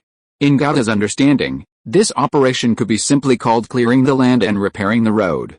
Chapter 95 Encounter Battle. Each person leads a team of about 20 mages, and every kilometer, one team will spread out to each side to carry out the clearing work. Here, Mage Velsa was already issuing instructions methodically. If you encounter any problems you can't handle, signal immediately, and I will arrive as soon as possible. Receiving the instructions were 21st ring mages, also belonging to the Bremen city government. At Velsa's signal, each first ring mage selected about 20 non-official mages, forming 20 teams. All teams proceeded in sequence, with 2 teams leaving the caravan every kilometer to enter the forests on either side of the official road. After 6 mage teams left the caravan, it was finally Gauda's turn. A middle-aged mage appeared, pointing to 4 carriages, including the one Gauda was in. You, and you, get out and follow me." The mage apprentices in the 4 carriages were already mentally prepared. Upon hearing the order, They jumped down and followed the middle-aged mage into the forest. The 4 carriages they were traveling in, along with a dozen or so city guards, would wait for them on the official road. This served 2 purposes: to provide necessary logistical support and to transport the valuable corpses of the Leline creatures. Leaving the official road and entering the forest, the stench of decay assaulted their senses. The dense foliage made the light dim. The group moved through the thick forest, their footsteps rustling on the thick layer of fallen leaves and withered branches. Gouda, following in the group, found himself feeling a mixture of nervousness and, more than anything, eagerness. The middle-aged mage leading the group had already cast a spell the moment they left the official road. His eyes became deep and bright, as if they could see through all illusions and pretenses. Gouda, noticing this, knew immediately that it was a detection spell. Compared to the haphazard learning of spells by wild mages, the spells learned by mages under the official system had a significant characteristic: they were systematic and structured. From reconnaissance to combat, everything was meticulously planned. Watch your surroundings, especially your head. I only have 1 pair of eyes, I can't guarantee I can cover everything, the middle-aged mage reminded them, seemingly sensing their slight lapse in attention. Hearing this, everyone tensed up and became more vigilant. However, the moment the words left his lips, whoosh, a dark shadow suddenly swooped down from the shadow of a towering tree, its speed unbelievable. It was a gigantic bird of prey. Its descent was precise and swift, already locking onto its target, a mage apprentice lagging behind in the group. The mage apprentice, seemingly frozen in terror, stood motionless, completely dazed.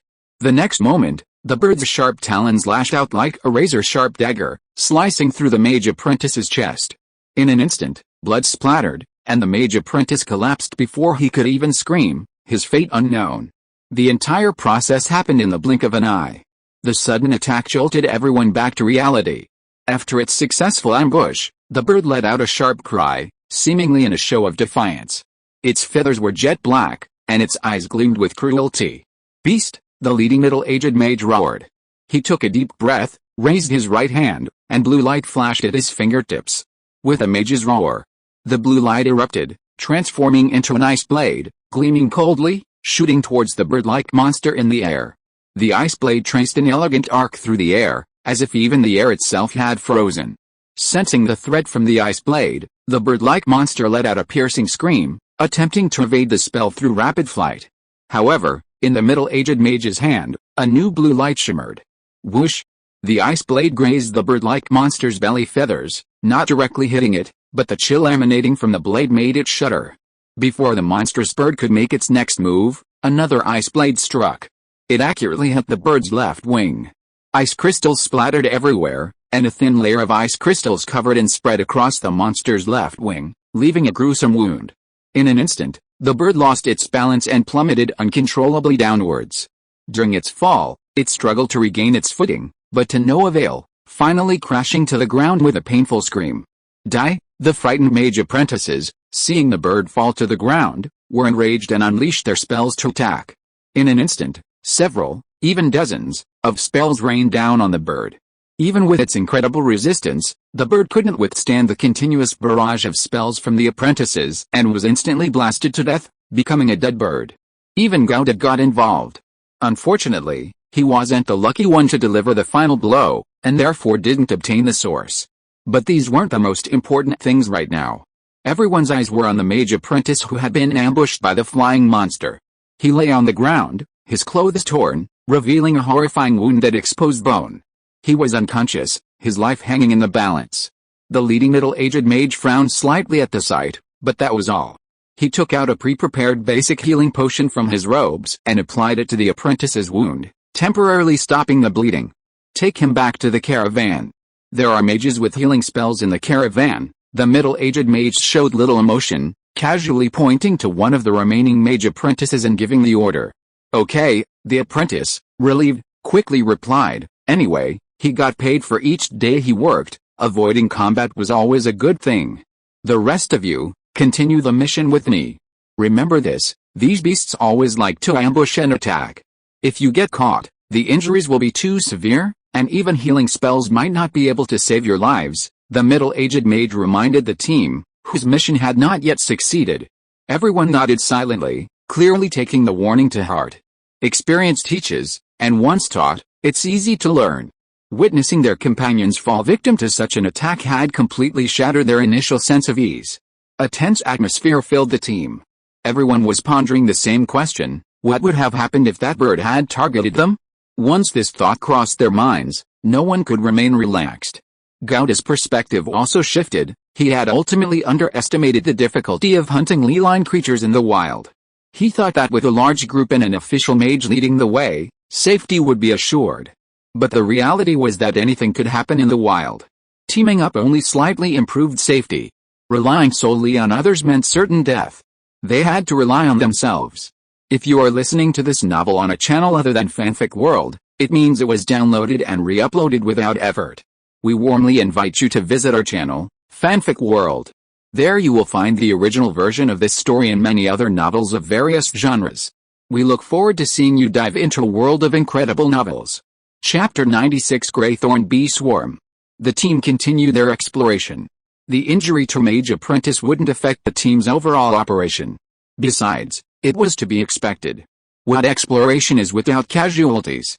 In fact, without newly formed ley lines, the area within 2 kilometers of the official road, after years of repeated sweeps by mages, would have been almost devoid of ley line creatures.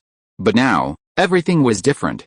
The ley line creatures emerging from the newly formed ley lines weren't like those that had almost become native inhabitants, aware that the area near the official road was human territory and unsuitable to approach.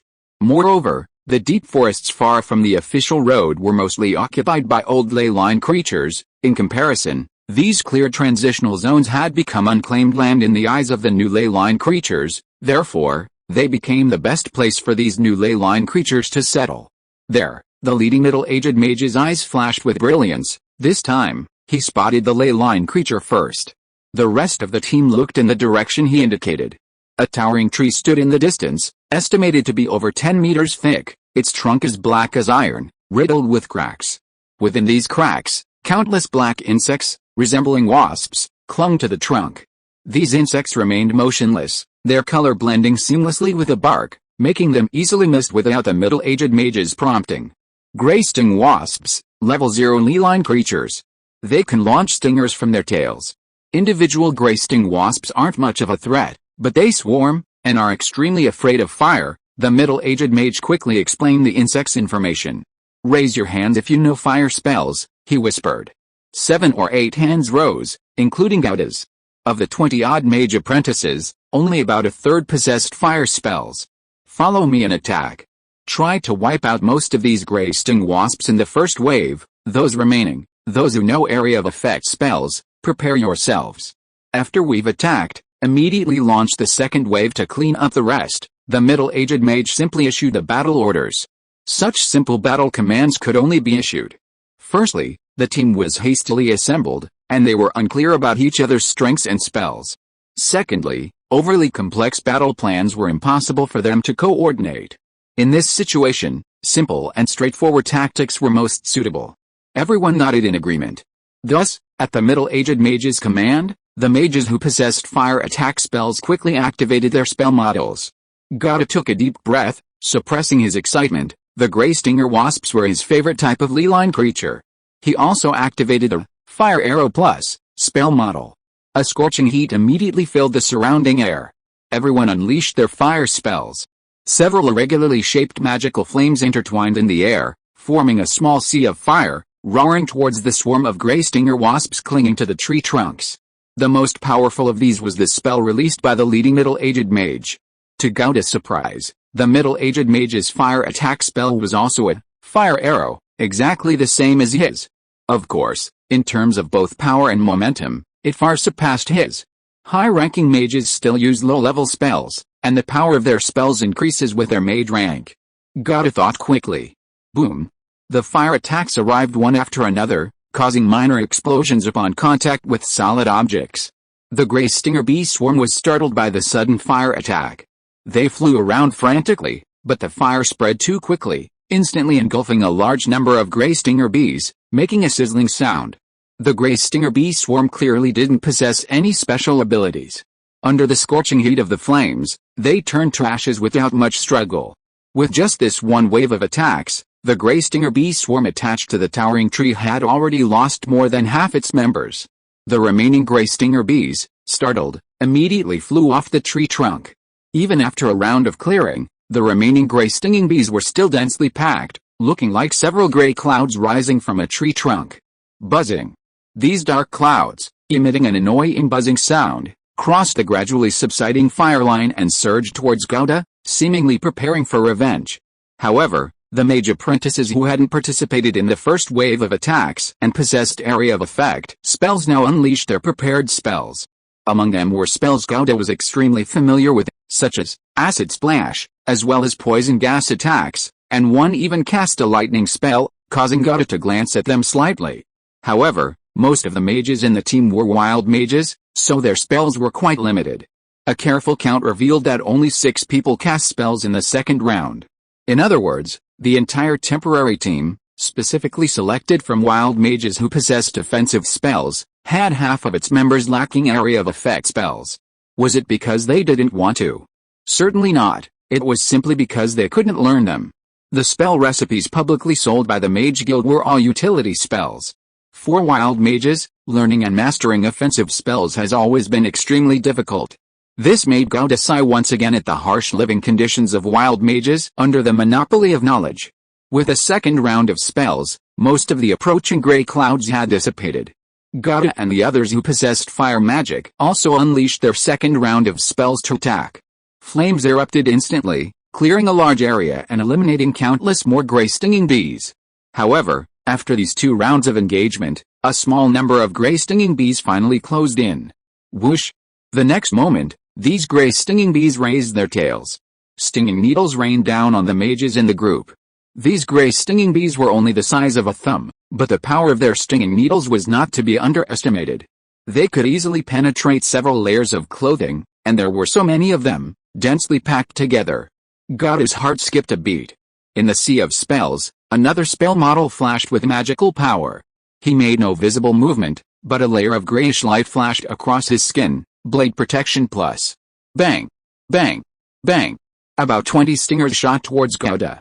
But these stingers, upon hitting his skin, bounced off as if they were hitting a highly elastic layer of leather. The others weren't so lucky. Either they hadn't mastered defensive spells, or they reacted too slowly, and were all injured to varying degrees by the stingers fired by the gray stingers. Some who reacted particularly slowly didn't have time to cover their faces. And small stings immediately appeared on their faces, from which beads of blood seeped out, making them look extremely gruesome. Seeing this, Gouda couldn't help but secretly rejoice that he had allocated his points to the Blade Protection skill, the essence of the ferocious bat. The one casting animation eliminated by adding points made the casting speed of Blade Protection Plus almost instantaneous. Creatures of the zero-ring ley lines mostly lack extraordinary power, they are simply stronger beasts. In this situation, the Blade Protection spell, which increases physical resistance, is far more practical than the Increase Resistance spell, which increases magical resistance. Fortunately, after these rounds of cleansing, the gray stingers have been significantly reduced in number, and the stingers fired by the remaining gray stingers haven't yet reached the point where quantity leads to quality. So although many were injured, most were minor injuries, and no one was in life-threatening danger. The mage apprentices gritted their teeth, temporarily ignoring the pain and numbness from their wounds, and once again cast spells to sweep away the remaining gray stingers. Acid, poison, and lightning erupted one after another. After this wave of attacks, the swarm could no longer maintain its formation, leaving only a small, scattered patch that retreated in all directions amidst buzzing, disappearing into the dense forest. If the gray stingers don't swarm, they don't pose much of a threat, the leading middle-aged mage observed, and didn't pursue them relentlessly. Chapter 97, Enhancing Resistance. Hearing this, Gouda finally relaxed and glanced around. The entire team, except for himself and the leading first-ring mage, had been injured by the gray stingers. Fortunately, they were all superficial wounds and would heal quickly. However, one person was unlucky. He seemed to have been stung in the eye by a stinger and was currently clutching his eye and groaning. Clearly, he was temporarily incapacitated.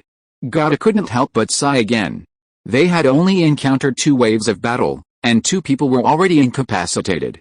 Most wild mages lacked both magical reserves and combat experience, Their weaknesses were exposed in real combat. It's good that no one died. The main force has mages with healing spells. Minor injuries will heal quickly, so don't worry. Besides, this is only the first day. Everyone will become more skilled later. The leading middle-aged mage gestured for a mage apprentice to take the injured apprentice back to rest and recover. Let's rest for a bit, then continue. After 2 waves of battles, the team needed a short break to allow everyone to recover their stamina and mana. Gata found a tree and sat down. He took out a bottle of blue light potion, drank most of it, and began channeling to quickly replenish his mana. In the 2 battles, he had cast Fire Arrow plus 3 times and Blade Protection plus once, depleting his already meager mana.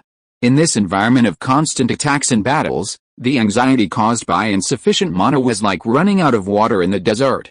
About 15 minutes later, Gata ended his channeling and opened his eyes. His mana was fully replenished. Looking around, Gata noticed that most people were still channeling to recover mana with their eyes closed, while the middle-aged mage leading the group had his eyes open, keeping watch for the others. This was because most people, unlike Gata, hadn't prepared enough to purchase the blue light potion to accelerate mana recovery. Another reason is that among everyone, Gata's mana is among the lowest. With less mana, recovery is naturally faster. Those mage apprentices who opened their eyes before Gata also haven't mastered area of effect spells. They didn't expend mana in the previous battle. Seeing this, Gata simply closed his eyes again. In his consciousness, the Wind Spirit Moon Shadow information interface had already unfolded. Origin: 0 rings, Grey Stinger B, 7/7. A new origin has been acquired. The effort was worthwhile. On the first day alone, he had already obtained another complete origin. As for the direction of his stat points, Gata had already decided. His gaze fell directly on increase resistance. Gata was very lucky. He hadn't encountered any Leeline creatures with extraordinary power yet. But it was foreseeable that the exploration would continue for some time, and encountering Leeline creatures with extraordinary power was only a matter of time. And his only reliance against extraordinary power at the moment was increase resistance. Add points, Gata silently chanted. Amidst the wind and moonlight, the Big Dipper, representing the essence of the Grey Stinger Bee, flew out. Its target was the spell model that increased resistance. In an instant, accompanied by a dramatic change, the spell model expanded and fixed its size.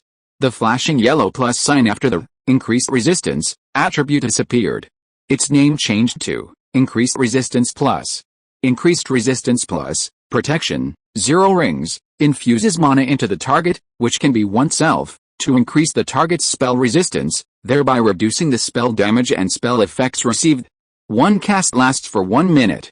Additional, the target's spell resistance is slightly increased. If the target is oneself, after reaching the 1 minute duration, the spell's duration can be extended indefinitely by expending mana as needed, without needing to cast again. Effect +1, duration +n. This is Gata's simple translation of this attribute increase. For a continuous defense spell, this is the most substantial enhancement. Another quarter of an hour passed. We've rested enough, everyone, let's continue, the lead mage said solemnly. Hurry up, we must finish clearing this area before dark, otherwise the danger level will increase significantly at night. The mage apprentices, who had been resting and recovering their mana, immediately got up without hesitation.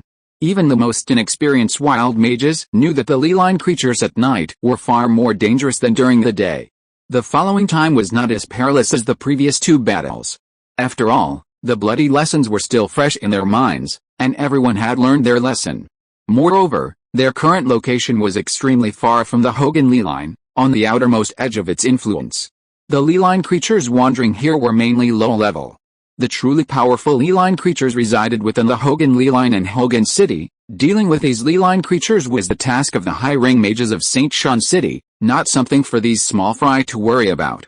By the afternoon, their group had encountered a total of 6 more battles. 5 times, the lead mage spotted the enemy first. With the initiative and coordinated efforts, they were generally defeated without taking damage. Unfortunately, none of the creatures were social, making it difficult for Gao to gather a complete source of energy. Even with so many people around, securing kills was extremely difficult. In the final battle, the creature came from underground, a white-legged centipede close to level 1. Because this centipede was underground, The lead mage failed to spot it first, and his team was attacked first. However, this time it wasn't as dangerous as the first attack by the flying monster. When the flying creature attacked, not only were the apprentice mages unprepared, but even the lead mage wasn't fully focused and was somewhat careless.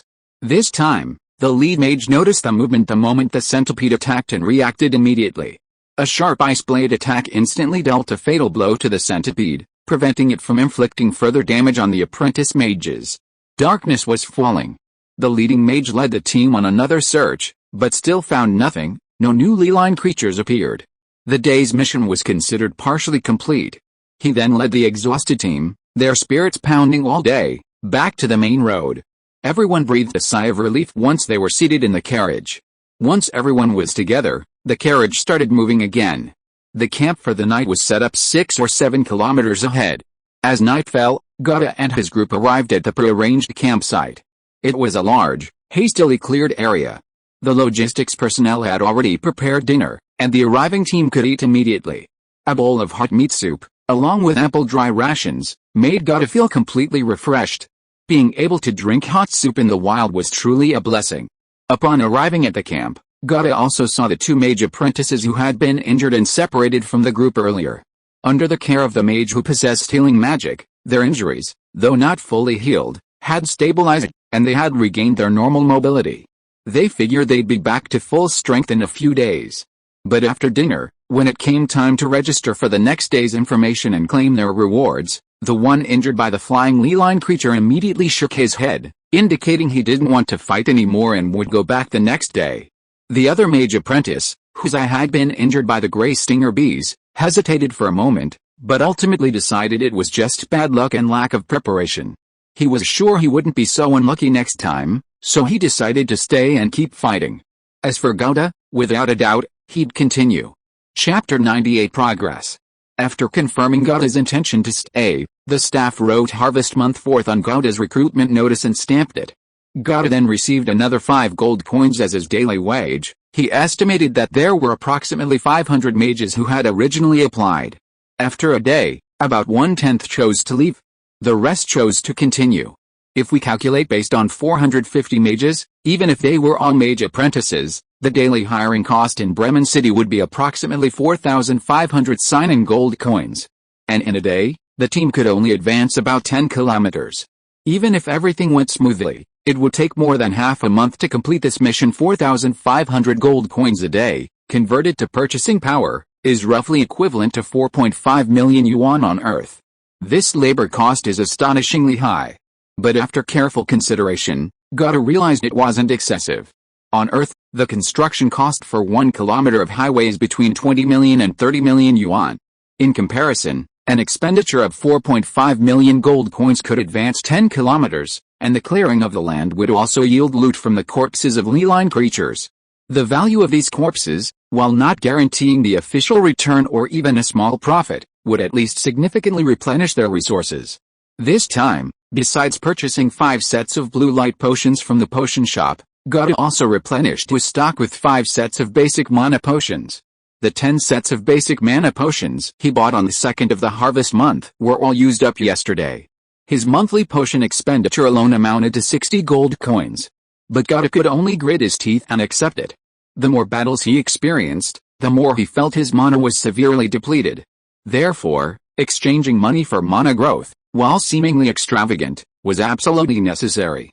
After dinner, Gata found a secluded corner, and when no one was looking, he took out a bottle of basic mana potion, swallowed it, and then, ignoring the surrounding noise, sat quietly to begin his guided practice.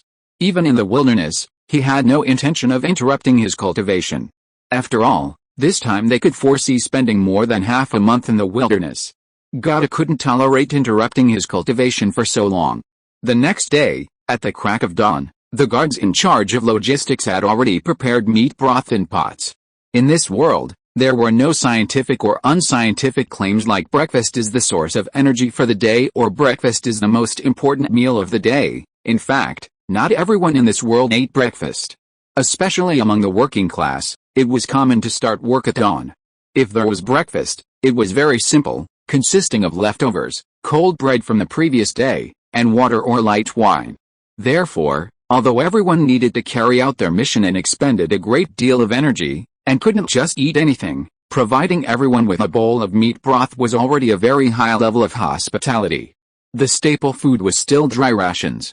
After breakfast, everyone gathered according to the team composition from the previous day.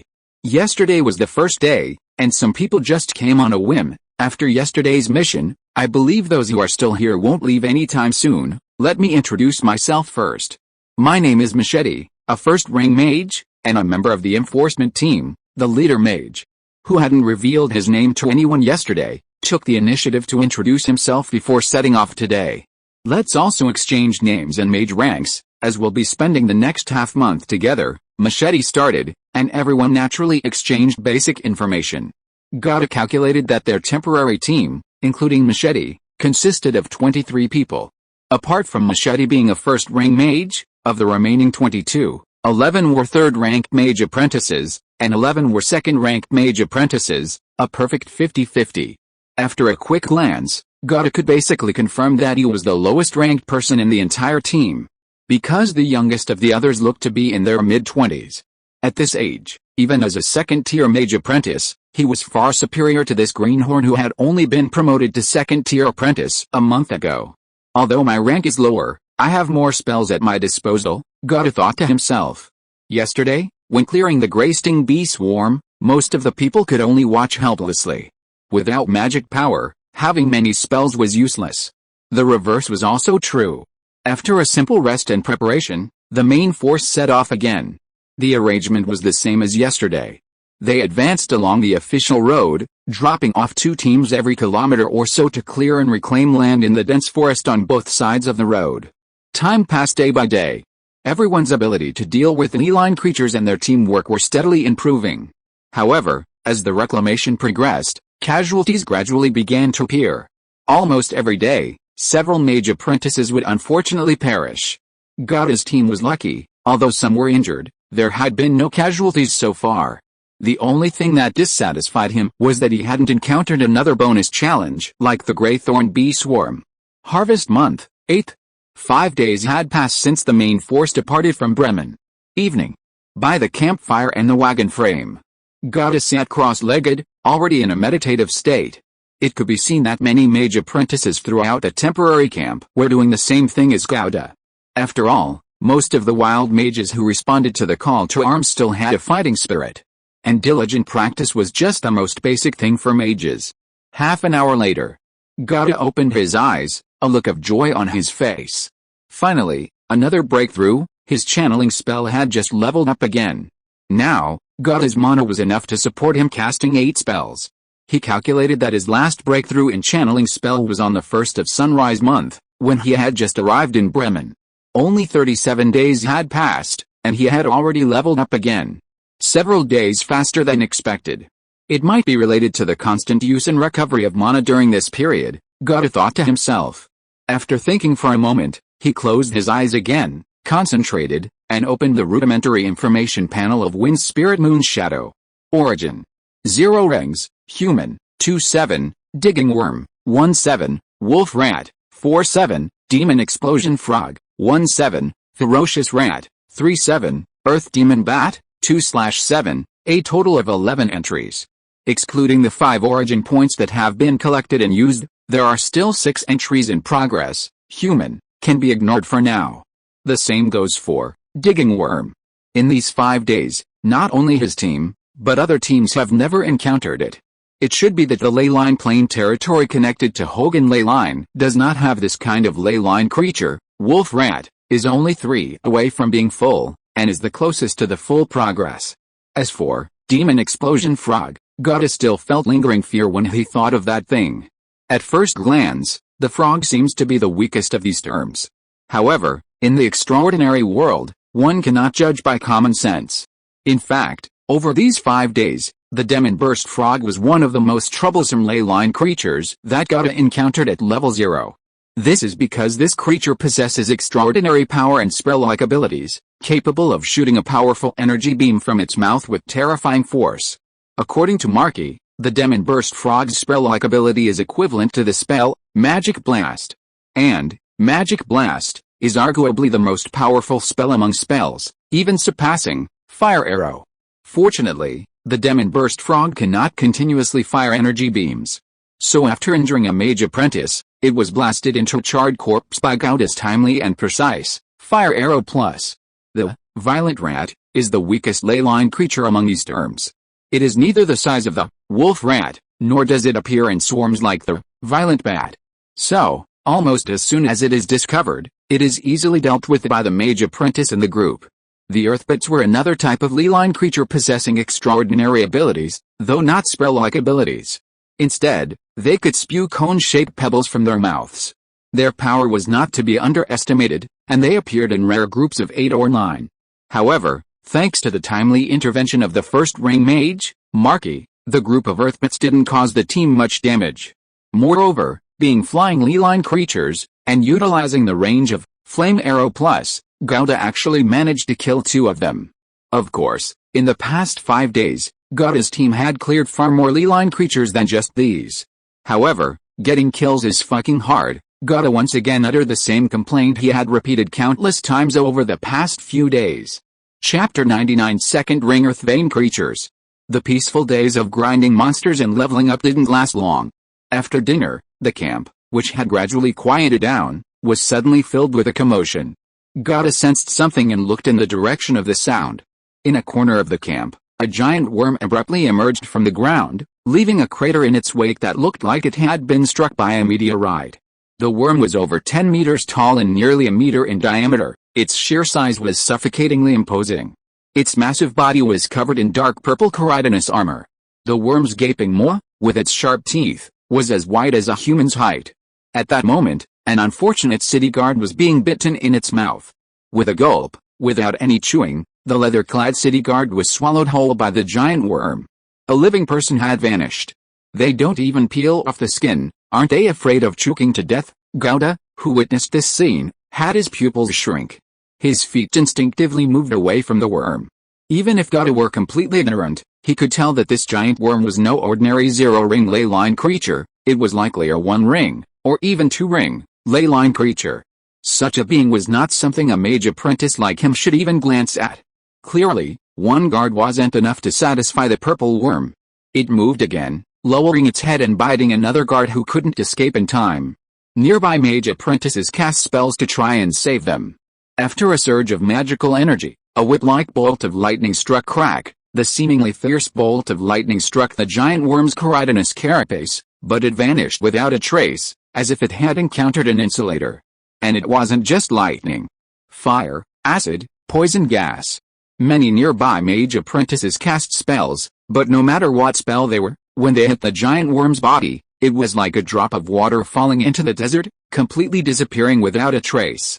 It's a level 2 ley-line creature, the purple worm. Everyone scatter, a level 1 mage shouted urgently, fearing someone might recklessly attack the purple worm and cause unnecessary casualties. Only level 2 ley-line creatures could be dealt with by level 2 mages. Even level 1 mages could only provide minimal assistance. As for mage apprentices, they pose no threat whatsoever to the purple worm, and would even be a hindrance. Upon hearing level 2 ley-line creature, no one dared to linger. Panic gripped the crowd, and everyone scattered. In that short time, the purple worm had already succeeded in its attack, swallowing 5 people, including 4 guards and an unfortunate mage apprentice. Only then did the only level 2 mage in the group, Violet, finally arrive. She was incredibly fast, each step covering 4 or 5 meters.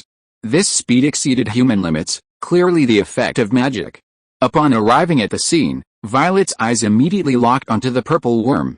She took a deep breath, her fingers moving rapidly and precisely in the air. Light flickered in her palms, gradually coalescing into 4 shimmering darts. Velsa's eyes flashed with a fierce light as she swung her arm forward, sending the 4 shimmering darts hurtling towards the purple worm like arrows. Faint streaks of light were left in the air along the trajectories of the darts, traces of powerful magic. The purple worm clearly sensed the threat from the darts.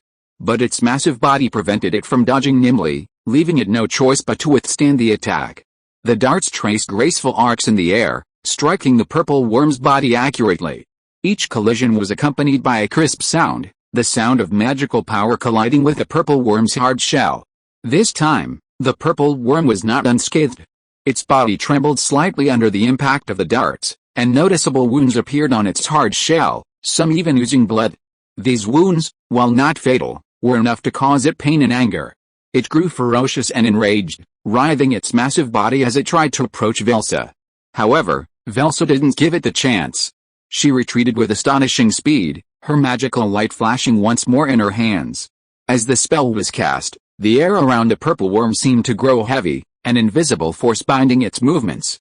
Gravity within its domain surged. The purple worm's movements became sluggish and clumsy, its already slow speed reduced to a tortoise-like crawl.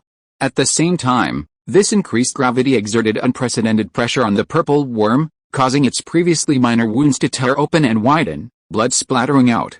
The purple worm became even more enraged. But it was clear that its fighting prowess lay in its powerful flesh, relying primarily on its strong mandibles and sharp pincers to launch attacks. Both of these attacks required close combat.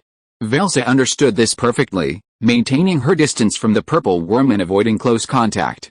No matter how furious and frenzied the purple worm became, kicking up sand and gravel, Velsa remained unmoved.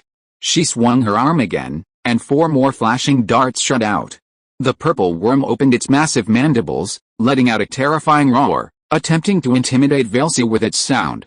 But how could the experienced Velsa be frightened by such a trivial trick? The 4 flashing darts accurately struck the purple worm's already widening wound. This time, the impact was even deeper. Some kind of liquid seemed to be dispersed from the skin beneath the purple worm's chitinous carapace, turning into purple mist that spread out. Blood gushed out like a fountain. But Velsa did not relax in the slightest when she saw this. She understood that this giant creature, the purple worm, was extremely resilient. Despite its severe injuries, it was far from dead. Those who have mastered the magic missiles, attack with me. Aim at the wound, but don't damage its mandibles and pincers, Velsa commanded coldly. Clearly, she was already confident of victory and was even considering the integrity of the spoils. Upon receiving the order, over a dozen of the first-rank mages from the enforcement team immediately took action. It seemed that magic missile was one of the spells the enforcement team was required to learn. They each gathered magical power, their palms shimmering as they conjured flashing darts. These flashing darts were, in fact, the so-called magic missile. However, the power contained in their flashing darts was naturally far inferior to that of Velsa. Furthermore, they could only conjure 3 flashing darts at a time. These magic missiles traced bright trajectories in the air, compared to Velsa's magic missiles, although slightly less powerful, their sheer number made up for it. Sensing a strong threat, the purple worm slammed its massive mandibles into the ground. It attempted to burrow underground to escape. However, it was no longer facing the familiar soft soil. An invisible layer of magical power enveloped the ground beneath it, causing it to tremble slightly. Had it not been for its enormous size, it might have already fallen to the ground. At the same time, this magical power hardened the soil to the point of rock, making it impossible for the purple worm to dig through. Seeing the purple worm's futile struggle, Velvet's lips curled into a cold, triumphant smile. She had anticipated that the worm would try to burrow underground to escape when faced with danger, so she had preemptively cast Earthquake, cutting off its escape route. Under Velvet's command, the first-rank mages of the enforcement team continued their fierce attack on the purple worm. The purple worm, in pain and despair, emitted angry and resentful cries. However, no matter how much it struggled, it could not change its fate. A few minutes later, even with its tenacious vitality, the purple worm could not withstand the relentless onslaught and finally collapsed. Like a several-story building collapsing, it crashed to the ground, kicking up a cloud of dust. Chapter 100 Awakening Specialization. This was the first time Gata had ever seen such a massive Leeline creature, and the first time he had ever witnessed a second-rank Leeline creature. He felt both shocked and somewhat moved. Shocked because the purple worm's size and strength were unbelievable, the visual effect was too exaggerated. It felt like a science fiction movie unfolding in reality. Moved because the weaknesses of such giant Leeline creatures were too obvious and fatal. Because of their enormous size, they moved extremely slowly. At the same time, because of their enormous size, they were too obvious targets. Therefore, they basically could not dodge magical attacks and could only choose to withstand them. If they could withstand them, they were invincible. If you couldn't break their defenses, what could you do to them? If they couldn't withstand them, like this purple worm, They were toyed with at will by the second ring mage, Violet. This thing looked terrifying, but its combat strength among second ring Leeline creatures was probably among the lowest. The sudden appearance of the purple worm caused the deaths of 5 people, including an unfortunate mage apprentice. But this did not cause much of a stir. The people of this world had a kind of detachment towards death that Gata had never experienced in his previous life. Human life was as worthless as grass. Gata still felt a strange mix of emotions. A soul from the Age of Order couldn't simply become indifferent to life so quickly. But Gata found himself gradually integrating into the atmosphere, slowly learning to accept this environment. People always have to adapt. Next, the guards hastily tidied up the makeshift camp, which had become chaotic due to the appearance of the purple worms. Several guards then went forward and dissected the purple worms along the cracks in their chitinous carapaces. Half an hour later, the guards dug out the bodies of the 5 unfortunate souls who had been swallowed by the worms. In less than an hour, their bodies had been corroded beyond recognition. This wasn't surprising. The purple worms' stomachs could even corrode and digest skin, let alone human flesh. After quickly collecting their belongings, the guards found an open space, dug a pit, and buried them all. The collected belongings would be returned to the deceased's families later. This was already quite humane. If we can't bring back the body, at least we can bring back the belongings, leaving someone with something to remember us by. Harvest Month, 9th. Last night's unexpected event didn't affect the continuation of the clearing. They were still clearing the Leeline creatures inhabiting the dense forests on both sides of the official road, in batches. Everyone was quite familiar with the process. We're so far from the Hogan Leeline, we usually don't see any second-ring Leeline creatures. Luckily, it was Mage Velsa leading the team this time, otherwise it wouldn't have been just 5 people dead. Machi, a rather talkative mage, remarked to the group before any Leeline creatures were found. Mage Velsa is a battle mage, and she's been a second-ring mage for over 10 years, which is why she was able to take down a second-ring Leeline creature so easily. He looked at Velsa with obvious admiration. Battle mage? Why is there such a distinction, and what's the basis for it? This was already the 6th day of clearing the land. The relationships between the members of this temporary team had become much better. Upon hearing Marky speak, someone immediately seized the opportunity to start a conversation. Marky didn't mind sharing some common knowledge that was common sense to them. It's normal that you haven't heard of it. This is usually something you encounter after advancing to the first ring, Marky explained. Everyone in the group except him was a mage apprentice.